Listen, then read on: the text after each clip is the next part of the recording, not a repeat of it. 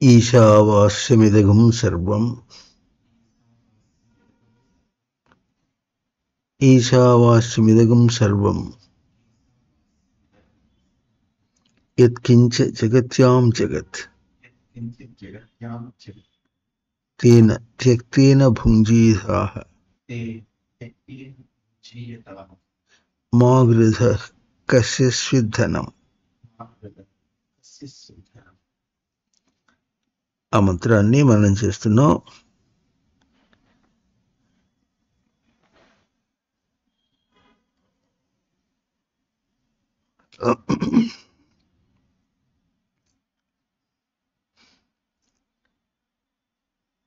ఈశావాస్యం,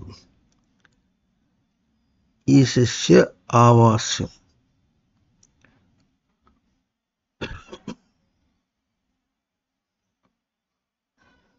వస ఆచ్ఛాదనే.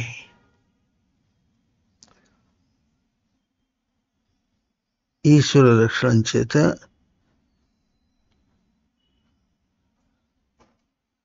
ఆలస్యంగా వస్తే చబుకొని దండాలు పెట్టుకుంటూ కూర్చోకూడదు.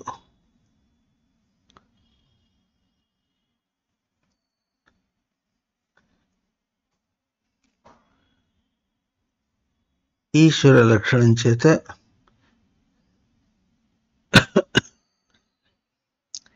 ఇదం సర్వం, ఇదంతా కూడా ఆవాస్యం అంటే ఆవరింపబడి ఉన్నది. వస ఆచ్ఛాదనే, ఆచ్ఛాదన చేయబడింది. ఆవరింపబడటం వేరు, ఇంకా కూడా ఆచ్ఛాదన చేయబడింది. ఒంటికి బట్ట చుట్టితే ఎట్లా ఉంటుందో అట్లా ఆచ్ఛాదన చేయబడింది. ఒంటికి బట్ట ఎట్లా రక్షణ అనుకుంటావు, అట్లా రక్షణగా ఆచ్ఛాదన చేయబడింది. యత్కించ జగత్యాం జగత్, కొంచెమైనా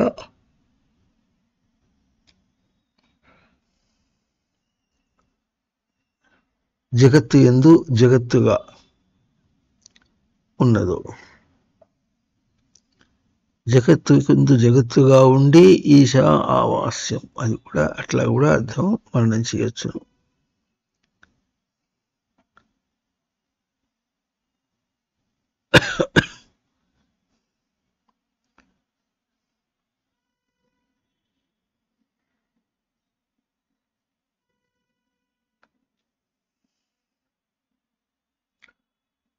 జగత్ అంటే మనం ఎటు చెప్పుకున్నాం, మామూలుగా జగత్ అంటే జననాత్ గచ్చతి అంటే పుట్టినందువల్ల, పుట్టించినందువల్ల, జనయతి ఇది గచ్చతి చ ఇది జగత్. పుట్టిస్తుంది, పుట్టింపబడుతుంది, ఇంకా ప్రవర్తింపబడుతుంది, ప్రవర్తిస్తుంది. ఇది కూడా జగత్. మనం గుర్తించకుండా జగత్. లోకం అంతా కూడా లోపల ఎట్లెట్లా తొలుస్తూ ఉంటుందో, తొలగటం అంటారు, మనిషిని నెట్టేస్తూ ఉంటుంది, ప్రేరేపణ చేస్తూ ఉంటుంది. అట్లా కల్పించుకుంటూ ఉంటారు, దాని చేత అది ప్రవర్తిస్తూ ఉంటుంది. ఆ ప్రవర్తన తనకు చైతన్యంలా కనిపిస్తూ ఉంటుంది. ప్రవర్తనలాగా ఉండి దాంతో తాను కూడా పరిగెత్తుతూ ఉంటే తనకదే చైతన్యంలాగా ఉంటుంది. ఆ చైతన్యం కోసమే తను వచ్చాడు అన్నట్టుగా వచ్చిందేమో తన చైతన్యాన్ని దర్శనం చేయడానికి. తన చైతన్యం లోపల ఏదో బయట తోల్చేటప్పటికీ బయటదే అది కదులుతూ ఉంటే అదే చైతన్యంలాగా ఉండి దాని వెంబడిపోతుంటే దాన్ని విడవలేక, ఎందుకు విడవలేడు, విడిస్తే తనకు ఉనికియే లేదన్నట్లుగా చేస్తూ ఉంటాడు. తనకు ఉనికియే లేదన్నట్లుగా అన్న అర్థంలో ఉనికియే లేదన్నట్లుగా ప్రవర్తించడం అనేది అంత గొప్ప విశేషాన్ని, ఉనికి అంటే ఏమిటో తెలిస్తే అప్పుడు ఉనికి, అది అక్కడ ఉనికి లేదు తన దగ్గర తెలుస్తుంది. అంటే ఉనికి లేదన్నట్లుగా అక్కడ తిరుగుతున్నాడు అంటే తనకు ఉనికి కావాలి. ఉనికి కోసమే ప్రవర్తిస్తున్నాడు, ఉనికి కోసం తప్పుగా ప్రవర్తిస్తున్నాడు. ఇది తను చేసేటటువంటి చాలా తప్పు. అయినా అక్కడ ఎట్లా ఉంది, ఈశా ఆవాస్యం అన్నారు. జగత్యాం జగత్ కించిత్ అంటే ఈ జగత్తుకి ఒక జగత్యాం, జగత్తు యందు ఈ జగత్తు ఉన్నది. ఆ జగత్తు ఎటువంటిది? అది నిజంగా ప్రకాశిస్తున్నది. జనయతీతి అన్నప్పుడు కూడా, జాయతే ఇది అన్నప్పుడు కూడా జనీ ప్రాదుర్భావే అంటే అది ప్రకాశించి ప్రవర్తిస్తున్నది, ఇంకా ప్రకాశింపచేసి ప్రవర్తిస్తున్నది, తెలిసేటట్లుగా అందిస్తూ ప్రవర్తిస్తున్నది. ఇలా చెప్పినట్టుగా ఉనికియే కావాలి. ఆ ఉనికిని అక్కడ భ్రాంతిలో అది ఉనికి అనుకున్న ఉనికి కోసమే పోతున్నాడు, కానీ తన భ్రాంతి కోసం పోవటం లేదు ఆ మాటకు వస్తే. కానీ భ్రాంతిని ఉనికిగా అనుకుని ఉనికి కోసమే పోతున్నాడు. ఇప్పుడు ఉనికి కోసం పోతున్నాడా, భ్రాంతి కోసం పోతున్నాడు అంటే తన భ్రాంతిని గుర్తించడం లేదు కనుక ఉనికికి ఎంత విలువ ఇవ్వాలో అంత విలువ ఇచ్చి బయట తిరిగాడుతున్నాడు.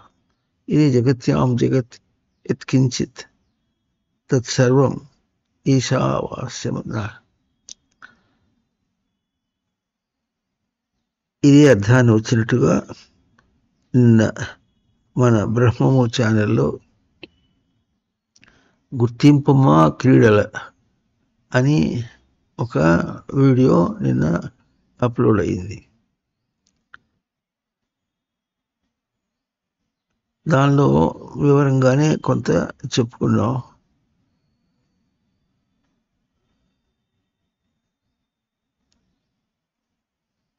మనవి చేష్టలు, ఇంద్రియ చేష్టల్లాగా ఉంటుంది, చేతులు కదిలించినట్టుగా ఉంటుంది. ఇంకా క్రియలు బయట చేసినటువంటి క్రియలుగా ఉంటాయి. ఇంకా కొన్ని భావములన్నీ కలిసి ఒక విషయంగా ఉన్నట్లుగా ఉంటుంది, భావములుగా ఉన్నట్లుగా ఉంటుంది. దానిలో ఏదో భ్రాంతి కలిగినట్టుగా ఉంటుంది. నిజానికి అక్కడ భ్రాంతి కూడా లేదు. అవి చేష్టలు కావు, అవి క్రీడలు కావు, అవి విషయములు కావు. మనకు చేష్టల్లాగానే కనిపిస్తున్నాయి, విషయముల్లాగానే కనిపిస్తున్నాయి, క్రియల్లాగానే కనిపిస్తుంది. భ్రాంతి తెలియటం లేదు. కానీ దాని వెనుక ఒక క్రీడ ఉన్నది. ఆ క్రీడ ఎటువంటిది? దానికి ఆవాస్యమై, ఇప్పుడు ఈ వాక్యాల ప్రకారంగా ఆవాస్యమై జగత్యాం అంటే జగత్తు యొక్క జగత్, క్రీడ యొక్క చేష్ట అంటే క్రీడ యొక్క చేష్ట అంటే ఎట్లా ఉంటుందంటే ఒకటి ఆధారంగా ఇది ఉన్నది. ఆ పాటల్లో ఉన్నటువంటి దీని ప్రకారంగానే ఉనికి యొక్క స్మృతి, ఆ ఉనికి యొక్క స్మృతి అక్కడ ఉండి అది ఆధారంగా ఉన్నది. చేష్ట అనుకుంటే చేష్టకు ఉనికి ఆధారంగా ఉంది, స్మృతి ఆధారంగా ఉంది. ఇప్పుడు చేష్ట జరుగుతున్నప్పుడు చేష్టనే గుర్తించాలన్నా ఆధారమైనటువంటి ఉనికిని గుర్తించాలన్నా? ఉనికి ప్రయోగంగా చేస్తున్నాం మనం ఏదైనా సరే. ఉనికి ప్రయోగంగా మన ప్రవర్తన, మన క్రీడ బయట చేష్టలా కనిపిస్తుంది. ఉనికి ప్రయోగంగా మనది అక్కడ క్రియలాగా కనిపిస్తుంది. ఉనికి ప్రయోగంగా మనది అక్కడ విషయంలా కనిపిస్తుంది. ఉనికి ప్రయోగంగా ఉన్నది భ్రాంతిలాగా కనిపిస్తుంది. ఇది చాలా విశేషమైనటువంటిది. ఈ తేడా గుర్తించాలి. ఆ పాటలో బాల్యం వరకు తీసుకున్నాం. కొన్ని విషయాలు చెప్పడానికి బయటగా ప్రవర్తించేటప్పుడు, ఎదిగిన వాడుగా ప్రవర్తించేటప్పుడు కూడా ఎట్లా కట్టుబడతాడో అవన్నీ కానీ విషయాలన్నీ కూడా దానిలో కొన్ని చెప్పుకున్నాం. బాల్యంలో పడుకోవటం, బోర్ల పడటం, ఇంకా కాలు ఆడించటం, తర్వాత కూర్చోటం, నిలబడటం, నడుచుట, ఇంకా పరిగెత్తుట అన్న ప్రక్రియల్లో కూడా ఏది ఎంతవరకు అక్కడ కాలు ఆడిస్తున్నాడు అని అంటే, కాలు ఆడించడంలో దేహాన్ని తాను పరిచయం చేసుకుంటూ చూస్తున్నాడా, లేక కాళ్ళు ఆడించి బయటగా ఏదో పోయి బావుకు తినాలి, కోసుకుని తినాలి, బయటంతా తిరగాలని అటువంటిది ఒత్తి చేస్తున్నాడా? ఇది మనకు బాగా స్పష్టంగా తెలుస్తుంది. దానిలో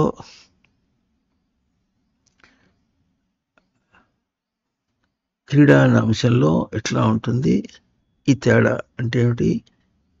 ఉనికి ప్రయోగమనే దర్శనం చేస్తున్నావా, లేక ప్రవృత్తినే చేస్తున్నావా అన్న అంశము అక్కడ ఉంటుంది. ఆ అంశాన్ని దర్శనం చేయటం అనేటటువంటిదే మనకు సృష్టి విధి, సృష్టి యొక్క ఆదేశము అని ఆ పాటలో చెప్పుకున్నాం. చక్కగా ఈ మంత్రానికి అది నప్పుతుంది, అంటే సమన్వయం అవుతుంది. ఇప్పుడు వారు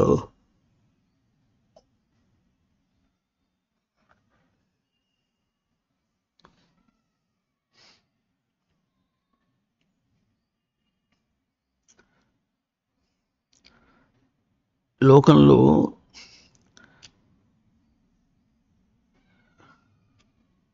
లౌకికంగా తిరుగుతున్నాడు అన్న మాటలు చాలాసార్లు చెప్పుకున్నాం. కానీ అక్కడ అది ఉనికి ప్రయోగము అన్న మాట మనం దర్శనం చేస్తే, దర్శనం చేయాలి అంటే అసలు ఉనికి అంటే ఎట్లా ఉంటుందో తెలిస్తే అప్పుడు అక్కడ ప్రయోగం మనకు అర్థమవుతుంది. ఉనికి కుదురుగా ఉంటుంది అన్నాం అనుకోండి, మనం తిరుగాడే చోట కుదురుగా ఉంటే అప్పుడు కుదురుగా ఉండటం కోసం ప్రయత్నం చేస్తే అప్పుడు మనం చేసేటటువంటి ప్రక్రియ స్పష్టమవుతుంది. అది మనకు తెలియదు. మనకు కుదిరేట తెలుస్తుంది. లోకంలో మనం అనుకున్నది జరిగితే మనకు సుఖమని, ఇంకంతకంటే చూడవలసింది అవసరం లేదని. ఏదైనా విశేషంగా ఉంటే మరీ మూర్ఖుడు కాకపోతే ఒక దేవుడు ఉన్నాడని నమ్మి ఆయనకి ఏదో పూజ గీజ చేసి ఏదోగా అనుకుంటూ ఏదోగా ప్రవర్తించుకుంటూ పోతూ ఉంటే మనం ఎరుక నిలిపిన వాళ్ళం కాదు. ఉనికిని దర్శనం చేయటం ఎట్లా ఉంటుంది, దానిలో కూడా ఆ వీడియోలో ఒక ఇంగ్లీష్ సామెత చెప్పుకున్నాం. అది మనకు బాగా ఇక్కడ కూడా చెప్పుకొని తర్వాత మనం చేయడానికి పోదాం. Foolproof method of working అని చెప్పుకున్నాం.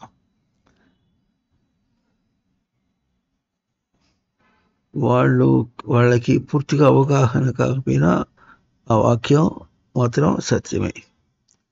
అంటే మన వర్కింగ్లో, మనం బయట ప్రవర్తించడంలో ఫూల్గా కావటం, తాను మూర్ఖుడు కావటం అనేటటువంటి ఒక అంశము ప్రత్యక్షంగా ఉంటుంది. అయితే ఆ వాక్యం వాళ్ళు లౌకికం వరకే ఫూల్ అని చెప్పుకునేది. లౌకికంగా మూర్ఖుడు కాకుండా లౌకికంగా తెలివి అన్న అర్థంలోనే వాళ్ళు చెప్తారు. కానీ ఆ వాక్యాన్ని కూడా కొంచెం విశాలంగా చేస్తే మనుషులందరూ కూడా మూర్ఖులే అవుతున్నారు. ఎంత బతికినప్పటికీ కూడా మూర్ఖులే అవుతున్నారు. ఎంత సాధించినా అర్ధయుతోవా క్షేత్రయుతోవా హితపుత్రోవా సుకళత్రోవా సంసారేస్మిన్ మోహిత చిత్త శోచిత్యేవ. మూర్ఖుడే అవుతాడు. అర్ధయుతోవా, బాగా డబ్బు ఉన్నవాడైనప్పటికీ కూడా, క్షేత్రయుతోవా, బాగా పొలాలు ఆస్తులు బాగా ఉన్నాయి, హితపుత్రోవా, మంచి పిల్లలున్నారు, సుకళత్రోవా, మంచి పిల్ల ఉంది, అయినప్పటికీ సంసారేస్మిన్ మోహిత చిత్త. ఆ సంసారము అంటే అక్కడికి జారిపడుట అన్న రూపంలో దాన్ని తీసుకుంటే, అవే సత్యం దానిలో తీసుకుంటే అప్పుడు తాను మోహంలోనే పడతాడు. శోచతి, మూర్ఖుడే అవుతాడు. నువ్వు వాళ్ళ కోసం ఎంత చేసినా, ఆ సంసారం కోసం ఎంత గొప్పగా చేసినప్పటికీ కూడా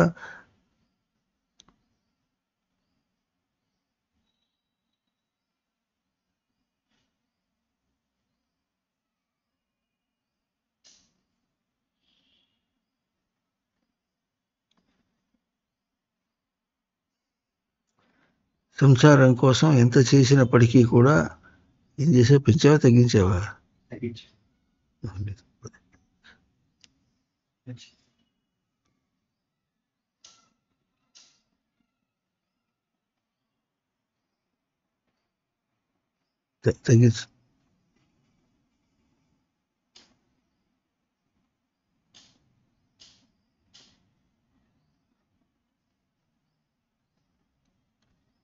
ఏమిటో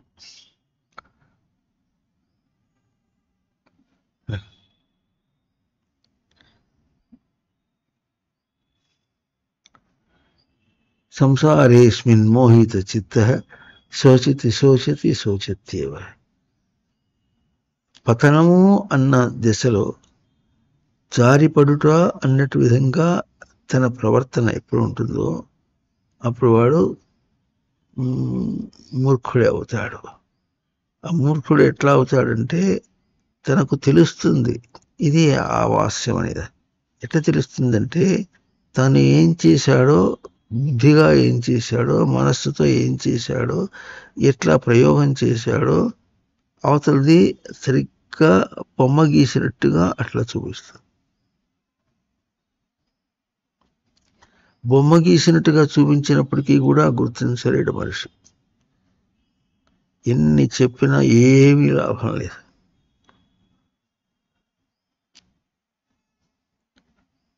తనకు స్పష్టంగా అవగాహన అయ్యేటట్లుగా తన చేష్టలోనే చూపించినప్పటికీ దానిలో తాను మోసపోయిన ఎట్లా ఉంటుంది అంటే జారిపడినట్టుగా ఉంటాడు. బురదలో పోతూ లేదా పాచిలో పోతూ గౌకుని జారిపడితే తన దోషం తనకు బొమ్మ గీసినట్టుగా ఎట్లా కనిపిస్తుందో అక్కడ కూడా బురద ఉంది, అక్కడ పాచి ఉంది, చూసుకోలేదు, అక్కడ పాచి ఉంది, పాచిదే తప్పన్నట్టుగా మాట్లాడతాడే కానీ చూసుకోవటం లేదని తన తప్పు తాను గుర్తించడు. సంసారంలో చాలా విషయాల్లో తాను పతనం కావటం అనే మాట తనకు తెలుస్తూ ఉంటుంది. ఎక్కడ తెలుస్తుంది? Brain is the reader. తనకు తన మెదడులో తెలుస్తుంది. మెదడులో ఆందోళన, సంకలనం, ఇంకా సంకులం ఇవన్నీ ఒక పదవులు వాడుతుంటారు. మెదడుకి ఆందోళన తెలుస్తూ ఉంటుంది. మెదడుకి ఉప్పొంగిపోయే సుఖం కూడా తెలుస్తుంది. ఇవన్నీ కుదురు కంటే వేరుగా తనకు ఎప్పుడూ కనిపిస్తూ ఉంటుంది. కనిపిస్తున్నప్పటికీ కూడా ఆ దృష్టితో ఆలోచించాడు ఎప్పుడు కూడా.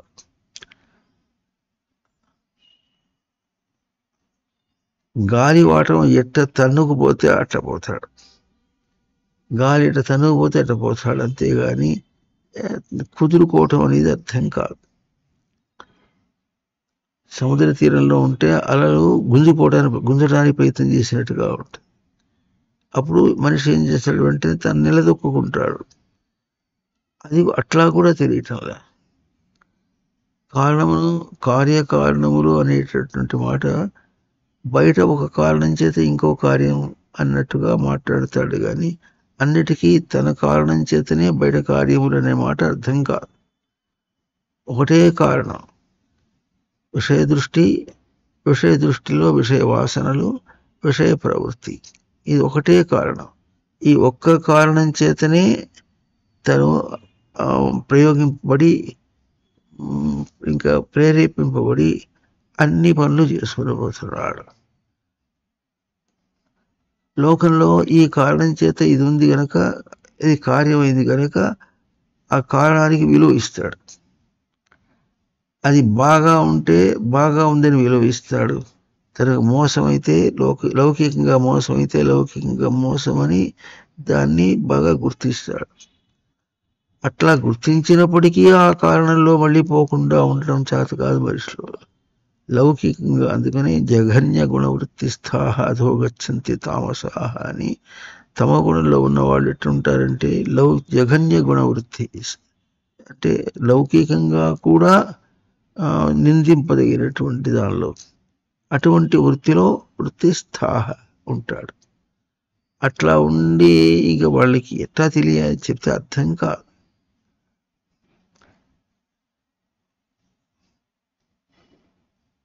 లోకంలో ముందు దీనికి అంటే తను బాగుపడటానికి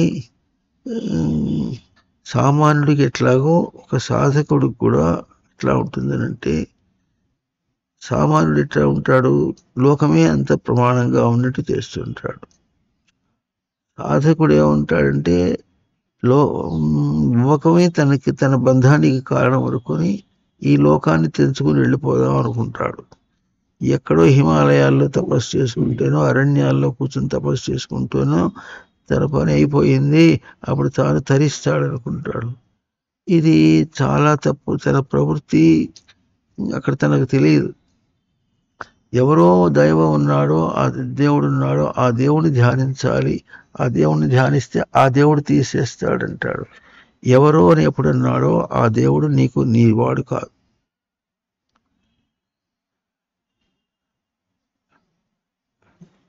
సాధకుడు గబుక్కను ఏం చేస్తాడు, ఎవరో ఒక దేవుడు ఉన్నాడు, ఎక్కడికో పోతాను, లేదా ఎవరో గురువు ఉన్నాడు, ఆయన ఆశ్రయిస్తాను, ఆయన చేస్తాడంటే ఆయన ఏం చేస్తాడు అనుకుంటాడు. గురువు ఏం చెప్పింది, ఆ గురువు దగ్గరికి పోవటానికి నాకు అర్హత లేదే, అర్హత ఉండద్దు. ఇట్లా ఉండాలి. గురువు చిన్న మాట ఇస్తే అవగాహన చేసుకొని సెన్స్ పట్టుకోవటానికి ప్రయత్నం చేయాలి. ఎన్ని సంవత్సరాలు గురువుతో పాటు ఉన్నప్పటికీ కూడా అది పట్టుకోవడం చేత కాకపోతే తాను తన ప్రయత్నం అంతా వృధా అయిపోయింది. గురువుని ఎట్లా పట్టుకోవాలంటే ఆయన కాళ్ళు సేవ చేసి ఆయనకు అన్నం వండి పెట్టు, ఆయనకు అవి ఇచ్చి ఇవి ఇచ్చు ఇట్లాగే అనుకుంటాడు. ఏమి ఇచ్చినా అవన్నీ మళ్ళీ చేష్టలు విషయములే మాట్లాడుతున్నాడు. తన అంశము, తన ప్రయోగము, తన అంశము, తనకు కావలసిన ఉనికి దర్శనం అనే మాట తెలియటం లేదు. ఏం చేసినా ఉనికిని దర్శనం చేసి ఉనికిని ప్రయోగం చేస్తే అప్పుడు మళ్ళీ తన ఉనికిని దర్శనం చేస్తాడు. అక్కడ మళ్ళీ ఉనికి దర్శనం తగినట్టుగా ఆ విషయంలో ప్రవర్తిస్తాడు. పుట్టినవాడు పుడకల్లో పోయేదాకా ప్రతి క్షణము ఒక విషయగతంగా ఉన్నాడు, విషయంలో ప్రవర్తిస్తున్న వాడే ఉన్నాడు. విషయానికి క్రియలు కొన్ని పనులు ఉన్నాయి, ఆ పనులు చేసుకుంటున్నాడు. అక్కడ తనకు విషయానికి తగినట్టుగా ఇంద్రియములతో చేష్టలు చేస్తున్నాడు, ఇంద్రియములతో చేష్టలు చేస్తున్నాడు, బయట పనులు చేస్తున్నాడు విషయానికి తగినట్లుగా. అక్కడ భ్రాంతి ఏమిటంటే అవే సత్యం అని, అట్ట చేసినందువల్లే సత్యం అనుకుని చేస్తున్నాడు. అట్ట చేసినందువల్ల కాదు, అట్ట చేయటంలో అందుకని ఏమంటారు, what matters is how you play the game. అవి చేయటం కాదు, వాటిని ఏ దృష్టితో చేస్తున్నావు, ఎందుకు చేస్తున్నావు అంటే ఒకప్పుడు ఆ విషయాల్లోనే నువ్వు మోసపోయినావు, ఆ క్రియల్లోనే నువ్వు మోసపోయినావు, ఆ చేష్టల్లోనే మోసపోయినావు. ఎట్లా మోసపోయినావు, ఆ చేష్టలు విధంగానే సత్యమని, అవి ఏ విధంగా ప్రయోగింపబడినప్పటికీ, ప్రవృత్తితో ప్రేరింపబడినప్పటికీ కూడా అది సత్యమని, ప్రవృత్తియే తనకు స్వరూపమని అన్నట్లుగా అది కూడా గుర్తించని వాడే. అది గాలివాటంగా వెళ్ళిపోయేట్టుగా ఉంటుంది అనుకొని మొత్తానికి బాధపడి కష్టపడి అక్కడ తాను ఇరుక్కుని తాను అవన్నీ కల్పించుకున్నాడు అన్నటువంటి నిజాన్ని గుర్తించకుండా అక్కడి నుంచి లేచిపోతే అంతే సరిపోయింది అంటాడు. నిజగృహాత్ తూర్ణం వినిర్గమ్యతాం అంటే ఇంట్లోంచి లేచిపోవాలంటాడు. ఆయన నిజగృహం అనే ఒక పదం వేశాడు. గృహాత్ అంటే నిజగృహాత్ అన్నాడు. నిజం అంటే నిజం, నిజం. గృహం అంటే గృహ్ణాతి. నిజగృహాత్ నిజంగా ఏమి గ్రహించావు? అక్కడ నిజంగా ఏం గ్రహించావు? నువ్వు భ్రాంతినే గ్రహించావు. భ్రాంతి లేదు. భ్రాంతి అనేది ఎట్లా ఉందంటే అక్కడ నువ్వు భ్రాంతిగా ప్రవర్తించినప్పటికీ కూడా ఎందుకోసమని ప్రవర్తించావు? భ్రాంతిలోనే తనకు ఉనికి ఉన్నట్టుగా అనుకొని ఉనికి కోసమే ప్రవర్తించాడు. ఉనికి కోసమే ప్రవర్తించాడని తెలియనందువల్ల తెలియకుండా ఉండటం కూడా భ్రాంతి. అట్లా ప్రవర్తించడమే కాకుండా ఉనికి కోసం చేస్తున్నాను అన్నటువంటిది కూడా తెలియదు. అస్సలు ఏమీ తెలియకుండా కళ్ళు మూసుని బతికినట్టుగా చేస్తాడు. అంతటి వాడు ఇప్పుడు బయటపడాలంటే ఏం చేయాలి? అదే జీవితాన్ని అదే ఇంద్రియ చేష్టలతో అదే క్రియల్లో అదే విషయాల్లో భ్రాంతిని గుర్తించి విషయములు ఎందుకు ప్రయోగిస్తున్నాడు? చెప్పునో పసివాడు పసితనంలో అంటే మనం ఏం తెలియని ప్రాయం అనుకుంటాం.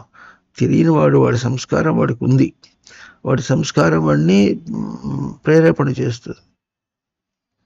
లేవాలి, లేచి దేహాన్ని వాడుకొని సద్వినియోగం చేసుకోవాలనే దృష్టితో ఇంద్రియాలని అవయవాల్ని అంగములను కదిలించి చూసుకోవటం అనేటటువంటిది ఆ ప్రాయమునకు సరిపోయింది. కానీ అటువంటి దృష్టితో చేయటం అనేటటువంటి తాను గుర్తించకుండా కేవలం అందరూ తిరుగుతున్నారు, అందరూ పరిగెత్తున్నారు, వాడితో పాటు నేను కూడా పరిగెత్తాలి అనేటటువంటిది ఎప్పుడు ఉంటుందో వాడు ఉనికి ప్రయోగం చేయటం లేదు.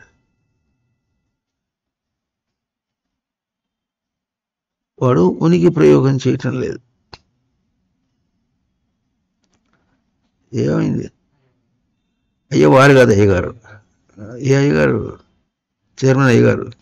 చెప్పు, మెసేజ్ పెట్టానుగా, చెప్పు.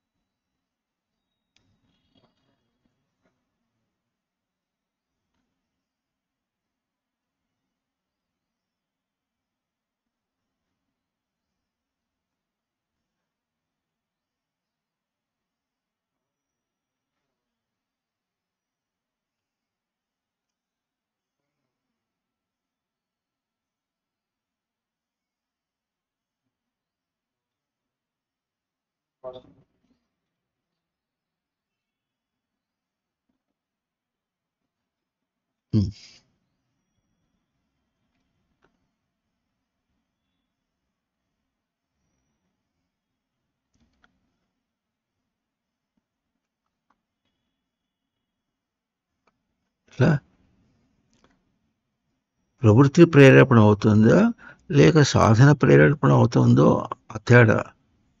అది క్రీడ. ఆ క్రీడ వ్యత్యాసం తెలియకుండా సాధకుడు అంటే వాడు సాధకుడు జన్మలు చేసిన వాడు సాధకుడు కాడు. అది అక్కడ తేలాలి. ముందు ప్రవచనాల్లో చూపించుకుంటూ కర్ర చూపించి కర్ర పట్టుకున్నావా, నీ ప్రవృత్తిని పట్టుకున్నావా, లేక నీ తేజస్సుని పట్టుకున్నావా, నీ చైతన్యాన్ని పట్టుకున్నావా, ఈ మాటలో కర్ర వరకే అర్థమవుతుంది, మళ్ళీ తర్వాత అర్థం కాదు. ఇది తీసుకొని మళ్ళీ ఇంటికి పోతే ఏమర్థం కాదు. ముందు తేడా అర్థం కావడం కోసం ఇది చూపించుకున్న తర్వాత ఇంటికి పోతే ఎవరితో మాట్లాడుతున్నావు, ఏం మాట్లాడుతున్నావు, దానికి కారణం ఏమి, దేనికోసం మాట్లాడుతున్నావు, అది ఇంటి విషయమైనా సాధన విషయమా, అక్కడ జీవుడితో మాట్లాడుతున్నావా, మూడితో మాట్లాడుతున్నావా, పిల్లలతో మాట్లాడుతున్నావా, కొడుకుతో మాట్లాడుతున్నావా, బంధువులతో మాట్లాడుతున్నావా, చుట్టాలతో మాట్లాడుతున్నావా, బయటకు వచ్చిన స్నేహితులతో మాట్లాడుతున్నావా, అందరి ఇదే. వేదాంతం చెప్పుకుంటూ తనను తాను పనిచేస్తాడు. తనెవరంటే ఎంతమంది ఎన్నిగా అనుకుంటే అన్ని స్వరూపాలు కలిసి తాను ఒకటంటే.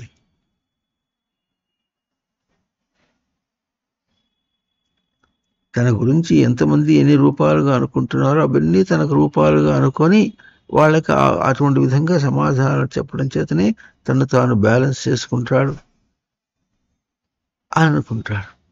అట్లా కాకుండా తాను ఒకటే స్వరూపం, ఆ స్వరూపంతోనే వాళ్ళని పలకరించి వాళ్ళ దగ్గర కూడా వాడు కూడా అంతే అని తెలుసుకొని వాళ్ళకు కూడా అదే స్వరూపంతో సమన్వయం చేయటం అనేటటువంటిది జరిగితే అప్పుడు ఈశావాస్యం అట్లా జరగాలి అనేటటువంటిది నియామకం. దేని యొక్క నియామకం? సచ్చిదానందస్య ఈశ, సచ్చిదానందముల యొక్క ఈశ అంటే నియామకం. అక్కడ అర్థం కాకపోతే గురువు మాట్లాడేదేమో ఒక దృష్టి, బయట మాట్లాడేది ఇంకో దృష్టిలో ఉంటే అది పోయింది. గురువు దగ్గరే ఉన్నాం, గురువు అనుసరించుకుంటూ ఉన్నాం, ఆయన దృష్టి వేరు, మన దృష్టి వేరు. ఈశ్వరుడు ఎక్కడున్నాడయ్యా, దేవుడు ఎక్కడున్నాడయ్యా అంటే తెలియదు. కనుక దేవుణ్ణి భజన చేయాలి. భజన చేయాలంటే తిరుపతి దేవస్థానం వాళ్ళు ఏం చేస్తారు, భజన మండలి మీరు ఏర్పాటు చేసుకోండి, మీకు కావాల్సినటువంటి తబలాలు అవన్నీ మేము ఇస్తాం, ఫ్రీగా ఇస్తాం. అప్పటికి వాళ్ళని బాగా మేలు చేసి ధర్మాన్ని కాపాడినట్లుగా అనుకుంటారు. ధర్మం అక్కడ కానే కాదు. ముందు తాను ఒక సచ్చిదానంద స్మృతి స్వరూపం అని తెలుసుకుంటే అప్పుడు తను ఏం చేస్తాడో తెలుస్తుంది. తాను మూడు అనుకుంటే పెళ్ళాంతో మూడులాగా మాట్లాడతాడు, తను బానిస అనుకుంటే పెళ్ళాంతో బానిసలాగా మాట్లాడతాడు. తాను అమ్మ అనుకుంటే అమ్మ కొడుకుని ఎట్లా చేయాలో తెలుస్తుంది. అమ్మ అనుకుంటూనే అమ్మ కంటే వేరుగా. ఇది మొన్న ఆ క్యాంపులో చాలా చూసినటువంటి విషయం. వాళ్ళకి అమ్మ నాన్నలు లేరు, చచ్చిపోయినారు. వాళ్ళ అమ్మ నాన్నల పెంపకంలో లేరు. వాళ్ళ దేహాన్ని కనిపరేశారు కనుక అమ్మ నాన్న, కానీ వాళ్ళకి అసలు అమ్మ నాన్న లేరు. ఇప్పుడు మాతవారు నిలబెట్టి అందరికీ చేయాలంటే ఓ 10 మంది చేస్తే ఎంత గుర్తిస్తారు? చేయాలంటే కన్నది వాళ్ళు, వాళ్ళ అథారిటీ, మా పిల్లలు అనే అథారిటీ, మా సంస్కారం అనే అథారిటీ. మా సంస్కారం మాది ఉండగా నువ్వు మా పిల్లల్ని ఉద్ధరింపజేయంటే ఎంత అసలు అక్కడ ఉనికి లేదు. ఉనికిని దర్శనం చేయాలి. ఉనికిని దర్శనం చేయటంలో చిన్న చిన్న విషయాల్లో చెప్పుకోవడానికి ప్రయత్నం చేద్దాం.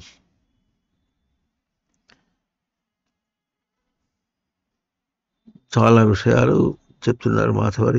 ఈ విషయంలో మాత్రం చాలా బాగా చెప్తున్నారు.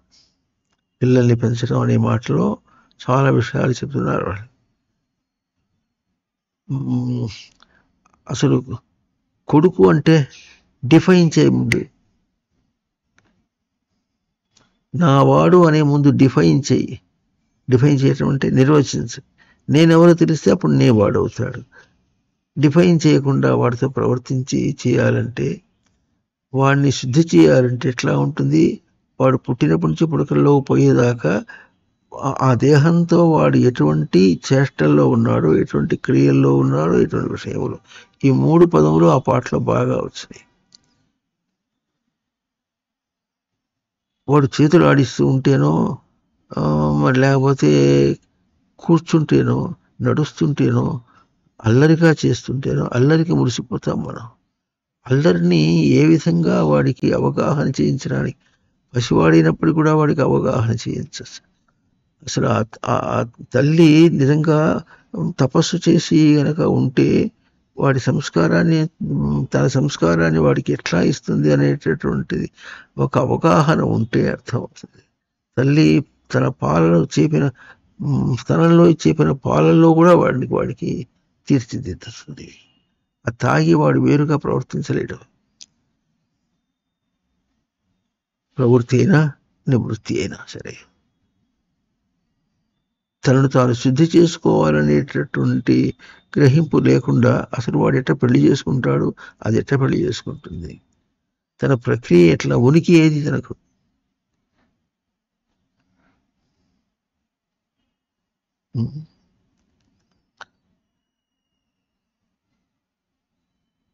బృహదారణ్యకోపనిషత్తులో ఒక వాక్యం ఉంది, యథా స్త్రియయా ప్రియా సంపరిష్వక్తో నా బాహ్యం కించన వేద నా అంతరం. తన ప్రియురాలైనటువంటి స్త్రీని వాటేసుకొని వాడు ఆ గోళ్ళ అవస్థపడేటప్పుడు వాడికి లోపల తెలియటంలా బయట తెలియకుండా ఆ ఆవేశం తెలుస్తుంది. అది ఎట్లాగో ఆ ఆవేశం అంతా చచ్చిపోయి ఇప్పుడు తనకు తన స్వరూపం కంటే బయట కానీ లోపల కానీ ఇంకోటి తెలియట్లా, తనకు కుదురు కంటే ఎట్లా ఉంది. ఇప్పుడు ఆ వాక్యానికి ఎట్లా పోల్చి చెప్పారు, లోపల బయట ఏమి తెలియకుండా ఉండాలి. అంత తెలుసుకుంటే మనం గుణకర్మ సాధన కర్మ అని పేరు చెప్పుకుంటున్నాం. ప్రతి చేష్టలో కూడా తన ప్రవృత్తి కనిపిస్తుంది, తెలియదు. ఒక సంజ్ఞ చేస్తే గుర్తించడం కాదు, ఇట్లా చూపించి అంటే ఫ్యాన్ పెంచమంటే ఏం చేశాడు, ఫ్యాన్ తగ్గింది. అవగాహన వేర్ వి ఆర్. ప్రతిసారి అక్కడ ఉనికిని ఏం చేయాలి. ఈ మాట భగవద్గీతలో 77వ శ్లోకంలో బాగా చెప్పుకున్న 18వ అధ్యాయంలో రూపొందించుకోవటం బాగా అర్థం చేయాలి. రూపొందించుకోవటం అంటే ఎట్లా ఉంటుందంటే, కర్రను గుర్తించాలంటే కర్ర ఈ రూపంలో ఉంటే అప్పుడు కర్రని గుర్తించావు ఎట్లాగో, అంటే దీనికి ఒక రూపం, భౌతిక రూపం ఎట్లా ఉందో అప్పుడు దీన్ని గుర్తించావు ఎట్లాగో, అట్లాగే పుస్తకాన్ని గుర్తించాలంటే ఇది పుస్తకం రూపం అనేటువంటిది ఎట్లా గుర్తించామో అట్లాగే మనం ఇంద్రియ చేష్ట చేస్తున్నప్పుడు కానీ, ఒక క్రియ చేసేటప్పుడు కానీ, విషయంలో ప్రవర్తించేటప్పుడు కానీ ఉనికిని రూపొందించుకోవాలన్నారు. అంటే భౌతికంగా రూపంగా ఎట్లా అనుకుంటున్నామో అభౌతికంగా దానికి ఒక రూపాన్ని తాను దర్శనం చేయాలి. అది ఎట్లా ఉంటుంది, ఇంద్రియ చేష్టగా చేసేటప్పుడు ఇంద్రియ చేష్ట, ఆ చేష్టలో ఉనికి యొక్క స్వరూపం ఎట్లా ఉంటుంది అన్నప్పుడు దాన్ని సరిగ్గా ప్రయోగం చేస్తాడు. దాన్ని ఇప్పుడు అది తన దగ్గర చేసి అక్కడ చేస్తాడా, బయట దాన్ని చూసి చేస్తాడా అన్న విషయంలో ఇదా అదా అని అర్థం కాదు. మొన్న మాతో చెప్తుంటే చాలా ఆశ్చర్యించింది. పసిపిల్లలు 10 ఏళ్ల పిల్లలు 12 ఏళ్ల పిల్లలకి అన్నం తినటం చేత కాదు. వాడు అన్నం తింటుంటే చెబితే అంత ఒకచోటి చేసుకుని తిను అని చెప్తే వాడికి అర్థం కాకపోతే మాతో వారు వెళ్ళి విస్తరిలో అంత కుప్ప చేసి ఇప్పుడు తిను అని కన్నబిడ్డకు నేర్పించినట్టుగా అట్లా నేర్పిస్తే అప్పుడు వాడు తిన్నాడు. వాడికి అది తెలియదు. పసివాడు ఎట్లాగో ఒక సాధకుని కూడా దేవుడు అంటే నీ ప్రవర్తన అన్న మాట చెబితే అవును అని ఒప్పుకుంటాడు, కానీ తన ప్రవర్తనని ఎట్లా తన స్వరూపంలో దర్శనం చేయాలి, రూపొందించుకోవాలి అర్థం కాదు. కాలు తీసి అడుగు పెట్టాడంటే లోపల తన స్వరూపం అంటే మనస్సు అనే పదం, బుద్ధి అని చిత్తం అనే పదం చెప్పుకుంటారు. అక్కడ ఉనికి యొక్క స్వరూపాన్ని ముందు ఫార్మాట్ చేయి. అది ఎట్లా ఉంటుందో దర్శనం ఎట్లా దర్శనం చేస్తావంటే అభౌతికంగా నువ్వు చేసుకున్నటువంటిది నీ మెదడులో నీకు స్ఫురణకు తెలుస్తుంది. నీ స్ఫురణ మెదడులో తెలుస్తుంది. You can read it. చేసి అక్కడ దాకా వస్తే అది ఏ రూపంలో వస్తుంది? అది అభౌతికమైనటువంటిది భౌతికంగా బయటికి ఇవ్వటానికి కంట్రోల్స్లో సిగ్నల్స్ ఇచ్చేటటువంటిది ఈ విధంగా భౌతికంగా తెలుస్తుంది, బాగా తెలుస్తుంది, భౌతికంగా తెలుస్తుంది. ఆ తేడా ఎట్లా ఉందో ఇటు చేయాలి అంటే తన మనసు బుద్ధి ఎట్లా ఉంటుందో ఆ ప్రయోగాన్ని బయటికి ఎగ్జిక్యూట్ చేయడానికి అంటే అమలుపరచడానికి మెదడుకి ఎట్లా ఇచ్చామో ఇచ్చినప్పుడు అది ఏం చేస్తుంది? సిగ్నల్స్ ఇస్తుంది. ఎటువంటి ఇస్తుంది? ఫిజికల్ సిగ్నల్స్ అంట. ఫిజికల్ అనే మాట లేదు అసలు సృష్టిలో. విద్యుదయస్కాంతములు అనే మాట ఎట్లా ఉంటుంది? విదా సచ్చిదానంద స్మృతి విద్యలక్షణం. అది భౌతికంగా ఒక నర్వస్ రూపంలో వెళుతోంది అంతే. ఆ సిగ్నల్స్ నాన్ ఫిజికల్ సిగ్నల్స్, అవి ఫిజికల్ సిగ్నల్స్ కాదు. అది ఎట్లాగో ఒక సైంటిస్ట్ పనిచేస్తూ ఉంటే ఇవన్నీ చేసినప్పుడు కూడా ఇవన్నీ non physical based physical activities, ఇవన్నీ కూడా నాన్ ఫిజికల్ బేస్డ్. ఒక ఎలక్ట్రికల్ అప్లయన్స్ చేశాడంటే, ఒక ఎలక్ట్రానిక్ అప్లయన్స్ చేశాడంటే, ఒక కంప్యూటరైజ్డ్ అప్లయన్స్ చేశాడంటే అది లోపల సచ్చిదానంద స్మృతి యొక్క ఆ సిగ్నల్స్ని బయటికి ట్రాన్స్లేట్ చేశాడు.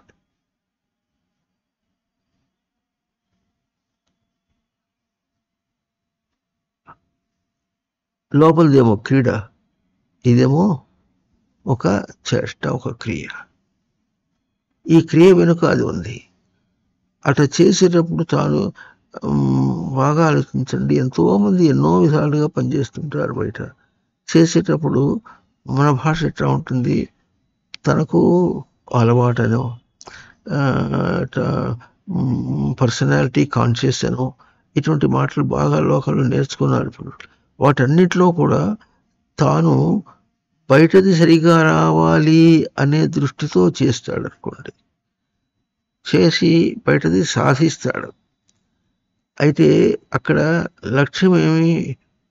బయటది లక్ష్యంగా ఉంది. బయట లక్ష్యంగా ఉంది సాధించాడు గనక అప్పుడు తనకి వస్తుంది, అది సాధించాను, నేను చేశాను అనేటటువంటి ఒక భోక్తృత్వం వస్తుంది, అహంకారం వస్తుంది. అక్కడ చేసి నన్ను నేను శుద్ధిగా ప్రయోగం చేశాను, నా శుద్ధ స్వరూపాన్ని దర్శనం చేశాను అని అది ఆ క్రియ అయిపోయిన తర్వాత తన స్థానంలోకి వచ్చి తృప్తిపడటం వేరు, దాని స్థానంలో తను తృప్తిపడటం వేరు.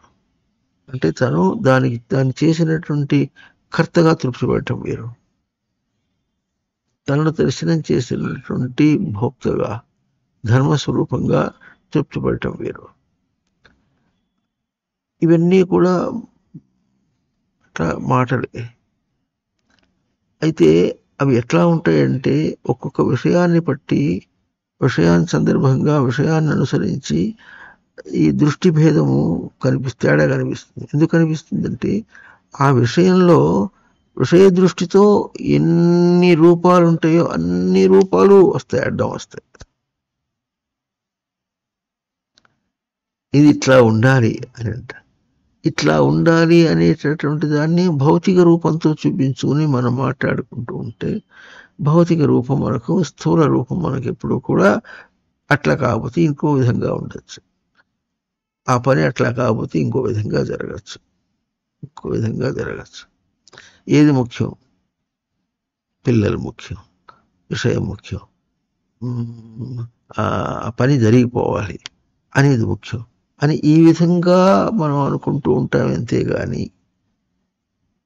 ఈ విధంగా అనుకుంటుంటాం కానీ అక్కడ తన ప్రేరేపణ ఏం జరుగుతోందో, తన దర్శనం చేయటం అనేటటువంటి దానికి బయట ఇట్లా ఉండాలి అని ఒక రూపాన్ని ఎట్లా తెలియజేసుకుంటావో దానికి తగినటువంటి విధంగా తను ఎట్లా ఉండాలో అనే తన ఉనికిని ఎట్లా రూపం దర్శనం చేయాలో దర్శనం చేసి ప్రయోగం చేయాలి. పప్పులో ఉప్పు వేయాలంటే ఉప్పుని చూసి వేస్తాడా, చూడకుండా వేస్తాడా? గుర్తించి వేస్తాడా, గుర్తించకుండా వేస్తాడా? గుర్తించి వేస్తాడు. ఎంత వేయాలో అది కూడా గుర్తిస్తాడా లేదా? ఎట్లా గుర్తిస్తున్నాడు? ఇది రూపం. రూపం అత్యద్భుతం. హరేహే రూపం అత్యద్భుతం. హరేహే అద్భుతం అంటే తాను గ్రహించేటట్టుగా, సచ్చిదానంద స్మృతి తాను గ్రహించేటట్లుగా, గ్రహించి భక్షణ చేసేటట్లుగా.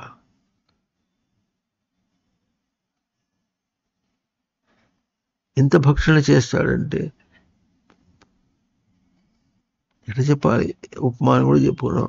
మామిడి పండు తినాలంటే ఎట్లా ఉంటుంది, మామిడి పండు రుచి చెప్తే ఎట్లా ఉంటుందని ఇటువంటి మాటలు చెప్తుంటాం, బాగానే ఉంటుంది. కానీ ఉపమానాలతో కొంత గ్రహింపు ఇవ్వటానికి ప్రయత్నం చేస్తాం, సెన్స్ని ఇవ్వటానికి ప్రయత్నం చేస్తాం. కానీ ఆ సెన్స్ని ఉపమానం దగ్గర అక్కడే దాచిపెట్టేసి, ప్రవచనం దగ్గరే దాచిపెట్టేసి తన ప్రయోగంలో చేయకపోతే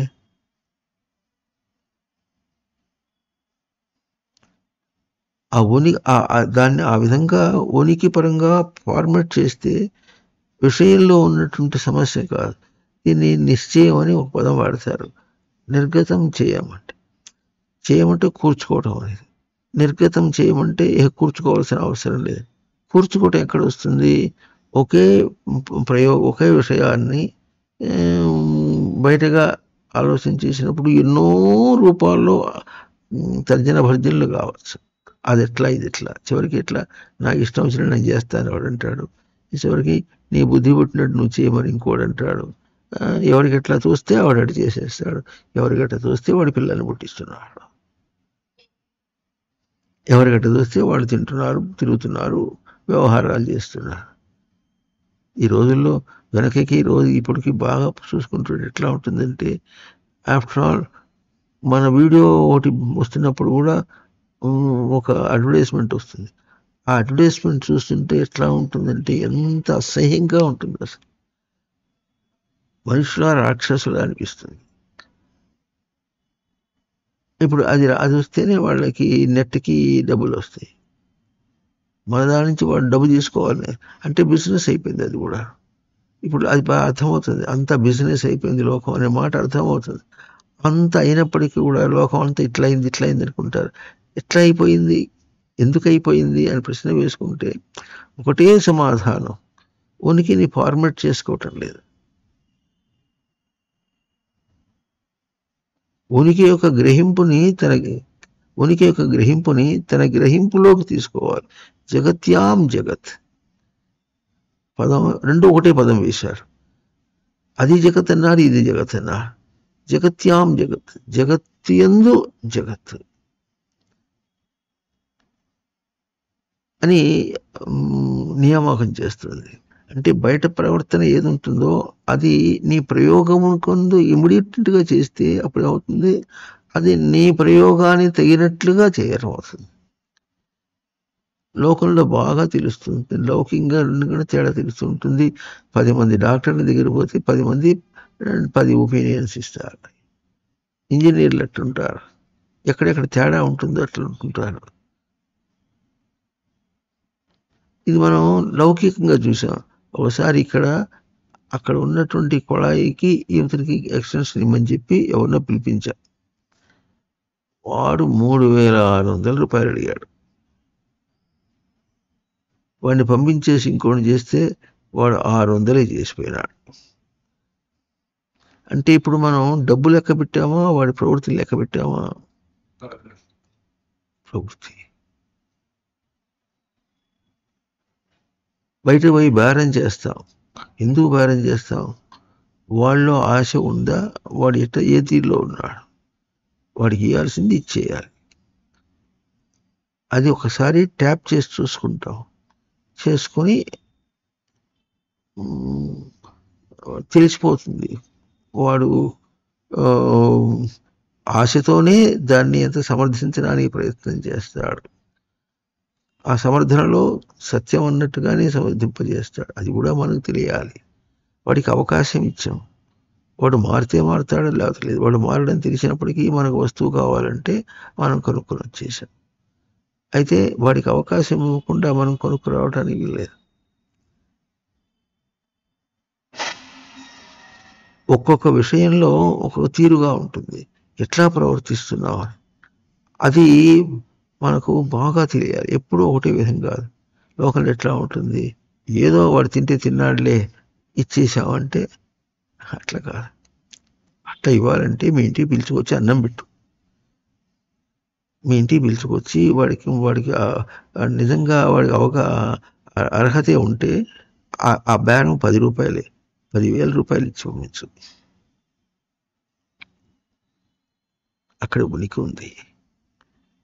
కానీ వాడు తను తాను మోసం చేసుకున్నట్టుగా చేసే వ్యాపారంలో ఒక 10 రూపాయల తేడాలు కూడా మనం ఏం చేస్తాం, వాడిని మోసం చేస్తాం, మనం మోసపోతాం.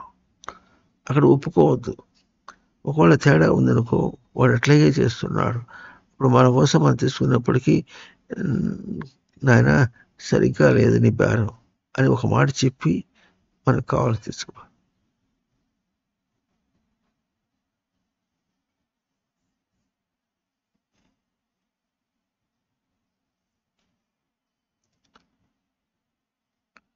అప్పుడు ఇది నియామకం. ఇట్లా చెయ్యి. జగత్యాం జగత్, ఒక సచ్చిదానంద స్మృతి ప్రవర్తిస్తున్న దాని యందు దానికంటే వేరేంది ప్రవర్తిస్తోంది. అక్కడ దాని యందు సచ్చిదానంద స్మృతి యొక్క ప్రయోజనమే ఉండాలి అనేటటువంటిది ఒక నియామకము, ఆవాస్యం. అక్కడ ఆచ్ఛాదనగా ఉంది. ఆచ్ఛాదనగా ఎట్లా ఉందంటే ఉభయత్ర, అంటే ఇద్దరు జీవుల్లో తేడా కనిపించినప్పుడు ఉభయత్ర సంధానంగా ఉంది. లేక ఇంకోటితో సంబంధం లేకుండా తన వరకే అన్నప్పుడు కూడా తనకు సంధానంగా ఉంది, తన సంధానంగా ఉంది. సృష్టిలో జీవించుట, జీవము అనేటటువంటి ఒక అంశం ఉంది. జీవము అనే అంశం ఇప్పుడు ఒకటే. అది సచ్చిదానంద స్మృతిని దర్శనం చేయటం అనేది ఒకటే దర్శనం. అది కాకుండా విషయ దర్శనం అనే మాట అబద్ధం. మనది విషయ జీవితం కాదు, ఆధ్యాత్మిక జీవితం. ఇది ఎన్నో విధాలుగా చెప్పుకుంటున్నాం. చివరి దాకా వచ్చి ఇప్పుడు ఏం చేస్తున్నాం అంటే, ఉనికిని సాధకుడైనటువంటి వాడు ప్రతి చిన్న విషయంలో అది చూచి ముందు కదులు. ఈ మాట కింద ప్రవచన హాల్లో ఇంత పొడవుగా రాసిపెట్టు. ఇంద్రియం యొక్క ప్రవృత్తిని ఎట్లా దాని యొక్క క్రీడగా ఎట్లా ఉందో దాన్ని దర్శనం చేసి చూసుకొని ప్రయోగం చేయిందా చెప్పినట్టు. ఉప్పు వేయాలంటే ఉప్పును గుర్తించి వేయి. ఉప్పు అన్నట్టుగా పటీబల్లం వేస్తే ఉప్పు కప్పు రంబు ఒక్క పోలిక నుండు కర్పూరం వేసేస్తే ఉప్పు వేద్దామని అయ్యో చూడలేదంటే, అయ్యో చూడలేదని చూడనందువల్ల తప్పు అయిపోయింది, తప్పు వాటి నన్ను సృష్టిస్తాడు, సృష్టించకుండా ఉంటే నేను బాగుపడతాడు అని అనుకుంటాం. లోకంలో సానుభూతి, విషయాత్మకంగా సానుభూతి కాదు. సాధకుడు చాలా జాగ్రత్త. సాధకుడు అంటే మళ్ళీ చెప్పుకుంటున్నాం, పుడకల దగ్గర పుట్టినప్పటి నుంచి పుడకల్లో పోయేదాకా క్షణము ఒక ప్రవర్తనలో ఉన్నాడు. ఆ ప్రవర్తనగా ఉన్నాడా, క్రియగా ఉన్నాడా? ప్రవర్తన అంటే ఎట్లా ఉంటుంది? దానిలో వర్తమానం, తన చేష్ట వర్తమానం, తన గ్రహింపు వర్తమానంగా. వర్తమానం అంటే దట్ విచ్ ఈస్ కండక్టింగ్.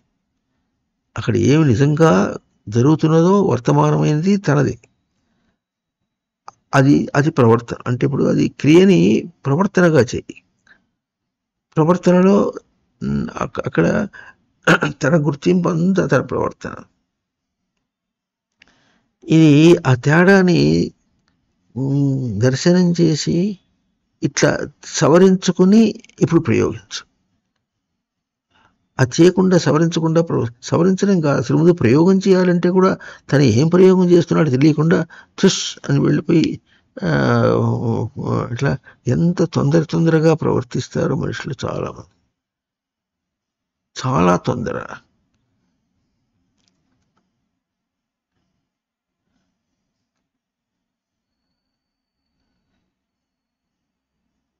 విషయం అయిపోవాలి, పని అయిపోవాలని పరిగెత్తించడం ఎట్లా ఉంటుంది అంటే దానిలో ఎట్లా ఉంటుంది, కొన్ని చాలా విషయంగా తానేమో దాగి ఉన్నాడు, అక్కడెక్కడో ఏదో జరుగుతుంది, తాను ఏదో పని చేయించాలి, వాళ్ళతో వచ్చి పని చేయించాలి, వాళ్ళని పని చేయించాలి, పని అయిపోవాలి అనుకుంటూ పని గురించి ఇట్లా ఎప్పుడైతే ఉనికి దర్శనం గురించి పెట్టామో అప్పుడేమవుతుంది, దాని గురించినటువంటి చిలువలన్నీ కూడా తన మీద భారంగా ఉండి వాటిని దిగమింగి వాటిని శమింపచేసి అప్పుడు తాను తన ప్రయోగం చేయాలి. ఇది తనకు భారంగా ఉంటుంది. విషయ దృష్టిలో ఉన్నవాడికి చాలా భారంగా ఉంటుంది. ఒకసారి మోటార్ రిపేర్ చేయడానికి ఒకతను వచ్చాడు. అప్పట్లో, ఇప్పుడు చాలా కాలం కిందట, అప్పట్లో ఎయిర్ లాక్ అనేటటువంటిది బాగా రావటం అనేది, ఫుట్బాల్లో ఎయిర్ లాక్ రావటం బాగా ఉంటుంది. ఇప్పుడు ఫుట్బాల్లో ఎయిర్ లాక్ రాకుండా అనేటటువంటి విషయాల్లో చాలా కొంచెం టెక్నికల్ అడ్వాన్స్మెంట్ జరిగింది. అది రాని రోజుల్లో ఉండేది. అప్పుడు ఏం చేసేవాళ్ళు, దానిలో ప్రైమింగ్ చేయటం అంటారు. అంటే దాని నుంచి పైన నీళ్లు పోయాలి. వాళ్ళు ఏం నీళ్ళు పోస్తారు, లెట్రిన్స్లో నుంచి నీళ్ళు వచ్చినా పోస్తారు. వాడు చూడకుండా ఇక్కడ పని చేస్తున్నప్పుడు కూడా ఓ రోజున అతను ఏం చేశాడు, లోపల పని చేస్తున్నాడు, పక్కన బాత్రూమ్ ఉంది, బాత్రూమ్ నుంచి బకెట్ ఉంటే తన బకెట్ కావాలంటే బాత్రూమ్ లెట్రిన్లోంచి బకెట్ తీసుకున్నాడు, చేస్తున్నాడు. ఆ తర్వాత చూస్తే ఈ బకెట్ ఇక్కడ ఎందుకు వచ్చిందా బాగా చూస్తే ఎక్కడి నుంచి పట్టుకొచ్చి అక్కడ ఉంది తీసుకున్నా. ఒక పెయింటర్ లెట్రిన్ నుంచి బకెట్ తీసుకుని మనం వంటింట్లో పెయింట్ వేసాడు, దానిలో పెయింట్ కలుపుకొని వేసేస్తారు వాళ్ళకి తెలియదు. అట్లా అతను వచ్చాడు, ఆ నీళ్ళు పోస్తాడని చెప్పి జాగ్రత్తగా ముందు వాళ్ళు వచ్చే ముందే మనం నీళ్లు పెట్టుకొని నేను నీళ్ళు పోస్తా, నువ్వు ప్రేమింగ్ చేయి, నువ్వు చూడు అని చెప్పడానికి. అది మాట్లాడుతుంటుంటే వాడు అయ్యా మొన్న పని చేయమంటావా వెళ్ళిపోమంటావా అంటాడు. తొందర వాడికి. ఇట్లా పెట్టుకుంటే ఎట్లా అవుతుందండి, ఎందుకు కాదండి? అసలు వాళ్ళకి తెలియదు, ఆ తేడా తెలియదు.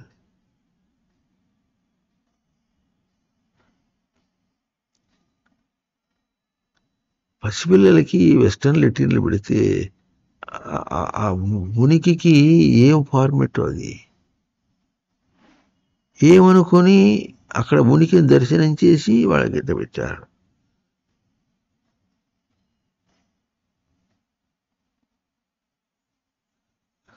ఇది కల్చర్ అంటే, కల్చర్ కాదు, సంస్కారం కాదు. ఇది ఇంగ్లీష్లో కల్చర్ సరిపోతుంది. కల్చర్ అంటే తీరు, బతికే విధానం, బతికే తీరు అని అంతే. సంస్కారం పదం అర్థం అట్లా చెప్పడం లే. సంస్కారానికి కల్చర్ అని అర్థం చెప్పేస్తా. ఇది కూడా ఒక విశేషమే. ఏమని పెట్టావు, ఏ రూపం అనుకుని చేసావు నువ్వు? కృష్ణ శబ్దానికి ఇంగ్లీష్లో చెప్పడానికి KRISH అని వాడు పెట్టినవాడు ఏం బుద్ధితో పెట్టాడు, అసలు ముందు ఏమనుకుని పెట్టాడు? కృష్ణ శబ్దానికి అది శబ్దమే పదమే కావచ్చు, ఎట్లా పెట్టాడు వాడు? కృష్ణ శబ్దమేమో భారతీయం, దాన్ని ఇంగ్లీష్లో రాయాలి. ఇంగ్లీష్ రాసిన వాడు వీడే రాస్తున్నాడు కానీ, ఇంగ్లీష్లో రాస్తున్నాడు కానీ వాడేం రాయటం లేదుగా, వీడే దానికి స్పెల్లింగ్ ఇస్తున్నాడు. KRI అని పెడితే ఎట్లా వస్తుంది? ఏమనుకుని చేసావు? మనం లౌకికంగా మాట ఏమనుకుని చేసామని ఎట్లా అంటామో, అక్కడ ఉనికిని ఏమో దర్శనం చేసావు. ఉనికి యొక్క స్వరూపం ఎట్లా ఉంటుంది? కర్షతీతి కృష్ణ. ఎంత నిర్వచనం చేసి తీసుకొస్తే అంత బూడిదలో పోసిన పన్నీరు. అంటే ఏ అంశము కాదు లోకంలో ఏదైనా సరే, ఎవరు ఏం కదిలినా అంటే అంటే అక్కడ ఉనికి ప్రయోగం లేదని తెలిసిపోతుంది. ఉనికి ప్రయోగం చేయాలంటే ఏం చేయాలి అంటే, ఏం చేయాలని అడుగుతాడు. ఏం చేయాలి కాదు, ముందు ఆ వేగం ఆప. ముందు నీ కుదురు చూడు. ఒక మాట సూటిగా చెప్పుకుంటున్నావు. ఉనికి ఎప్పుడు ఎట్లా ఉంటుంది? కుదురుగా ఉంటుంది, స్టేబుల్గా ఉంటున్నప్పుడు ఏమొస్తుంది? అక్కడ తప్పు జరగడానికి వీల్లేదు. అక్కడ తప్పు జరిగిందంటే నీ ఉనికి దెబ్బతిన్నదన్నమాట. అన్ని తప్పులు లోకంలో కనిపిస్తున్నప్పటికీ కూడా తాను సుఖంగా ఉన్నాడు, తను బాగా ఉన్నాను అనుకునేవాడు ఉంటే ఈశావాస్యం ఎట్లా? నియామకం ఏమైంది? నియామకమును ఉల్లంఘించి ప్రవర్తిస్తున్నాం అన్నమాట. తప్పు జరగడానికి వీల్లేదు. అది తప్పు ఎట్లాగంటే అది ఆధ్యాత్మికమైనటువంటిది, విషయాత్మకం తప్పు కాదు. అసలు తప్పు ఒప్పులు ఏమి ఎటువంటి చేసినప్పుడు కూడా అది ఆధ్యాత్మిక దృష్టితో. ఎందుకంటే ప్రయోగం ఎప్పుడు కూడా ఉనికి ప్రయోగం. ఇందా చెప్పుకుంటున్నాం, భ్రాంతిలో కూడా భ్రాంతి సత్యం అనుకుంటున్నాడంటే భ్రాంతికి సత్యం అనే స్వరూపాన్ని ఇచ్చి దాన్ని పోషిస్తున్నాడు. భ్రాంతికి ఉనికి స్వరూపం ఇచ్చి పోషిస్తున్నాడు. ఇప్పుడు భ్రాంతిని పోషిస్తున్నాడు, ఉనికిని పోషిస్తున్నాడు అంటే వాడు ఉనికిని పోషిస్తున్నవాడే అయినప్పటికీ కూడా వాడు భ్రాంతినే పోషిస్తున్నాడు. అంటే అది భ్రాంతిని తెలియకపోవటం అంటే ఎట్లా ఉంటుంది?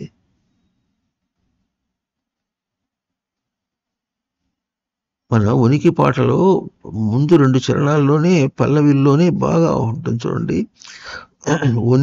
ఉనికి సృజింపబడని పూర్వముగా ఆధారమైనది సృష్టికి విజ్ఞానముగా.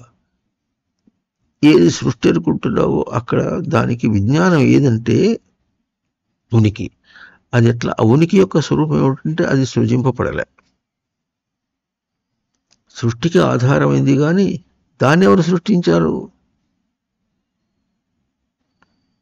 చిన్న చిన్న మాటల్లో చెప్పినప్పటికి కూడా పట్టుకోలేరు, అవగాహన కాదు. మొన్న ఈ విషయం ఇంకా చెప్పుకుందాం.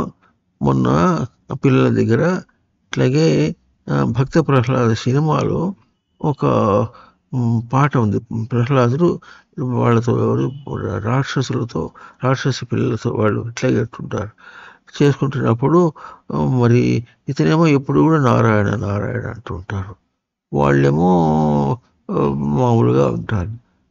ఏం కావాలంటే నరమాంసం కావాలంటాడు.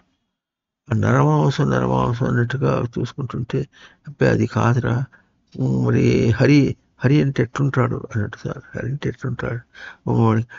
వాడు ఎవరికి పుట్టాడు? అమ్మ ఎవరంటే అమ్మ లేదంటే, నాన్న కూడా లేడంటే. చాలా చాలా చిన్న చిన్న పదవుల్లో చాలా విద్యాత్మకంగా చిత్రీకరించారు. ఆ చిన్న విషయం మాత్రం చాలా మెచ్చుకోవాల్సినటువంటిది. పసివాళ్ళకి బాగా అర్థమవుతుంది అది. మరి అమ్మ నాన్న లేకపోతే ఎట్లా పుట్టాడు అంటే ఆయన పుట్టలే. అమ్మ లేదు, నాన్న లేదు. ఎక్కడుంటాడు? ఆయన అంతటా ఉంటాడు. ఇటువంటి మాటలు చెప్పేటప్పటికి అది ఏదో చాలా విషయంగా ఉంది, ఆయన ఎట్ట పట్టుకోవాలి అని అంటారు. మరి ఏమి లేకపోతే ఆయన ఎట్ట పట్టుకోవాలి? నారాయణ ఎట్ట పట్టుకోవాలంటే నేను చెప్పినట్టుగా చెప్పండి మీకు అంతుంది అంటాడు. ఈ చిన్న ఇంటరాగేషన్, చిన్న 4 మాటల్లోనే స్వామిని గురించి, నారాయణ గురించి ఎంతో అతీతమైనటువంటి భావానికి ఎట్లా పట్టుకొస్తాడు అనేటువంటిది చాలా ఒక పసివాడు చెప్పినటువంటి విషయం. అది ఎంతవరకు ప్రాచుర్యానికి వస్తుంది? ఒక సినిమాలో చూపిస్తేనే ప్రాచుర్యానికి రాకపోతే, ప్రచారానికి రాకపోతే, అంత సినిమా చూసినప్పుడు కూడా దాని మీద దృష్టి పెట్టిన వాడు ఎవడుంటాడు? ఒకటి చెప్పాలంటే, ఒక మూర్ఖుడికి చెప్పాలంటే ఒక రాక్షస పిల్లలని చెప్పాడు. అట్లా చూపించి నా చెప్పండి, నేను చెప్పినట్టు చెప్పండి అని నారాయణ మంత్రం, శ్రీమన్నారాయణ భజనం అని ఒక పాటతో చేస్తుంటాడు, కళ్యాణి రాగం. మరి అట్లా అంత బాగా చిత్రీకరణ చేశారు, చాలా బాగా చిత్రీకరణ చేశాడు పసివాళ్ళకి. దైవాన్ని గురించినటువంటి అది. దైవం చివరికి మరి ఇప్పుడు మనం ఎవరో పాణిని మహర్షి దైవం అంటే క్రీడా విజిగీష అనేటటువంటి తన ప్రవర్తన, సచ్చిదానందముల ఆధారంగా తన క్రీడా ప్రవర్తన, ఇది బయటికి రానేలేదు అసలు, ఎవరికీ తెలియదు కూడా. ఎంతమంది మహా పండితులు ఉన్నారు, సంస్కృత పండితులు ఉన్నారు, ఎవరు కూడా ఇది అని అర్థం చెప్పరు వాళ్ళు. అంటే తన ప్రవర్తన తనలో తాను సవరించుకోవడం అనే దాని యందు తనకు ఒక బాధ్యత, ఎట్లా నియామకం, నువ్వు చెయ్యాలి అన్నటువంటి నియామకం దైవముని గురించి లోకల్ని రాలే. ఇట్లా ప్రవర్తించాలి, ఇది దైవము, ఇట్లా ప్రవర్తించాలి అనేది రాలే.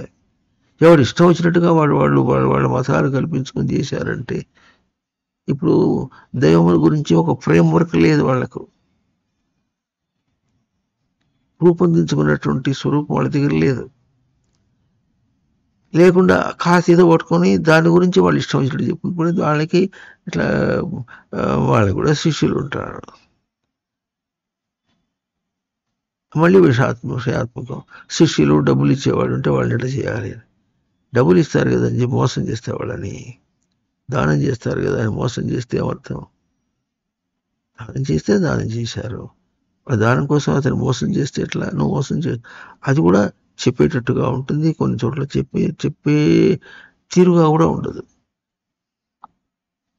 ప్రవచనాల్లో అందిస్తే కూడా అందుకునేటట్టు ఉండరు. ఇంకా ఎట్లా? అప్పుడు ఏం చేయాలి? ఆ గురువు బాధపడాలి.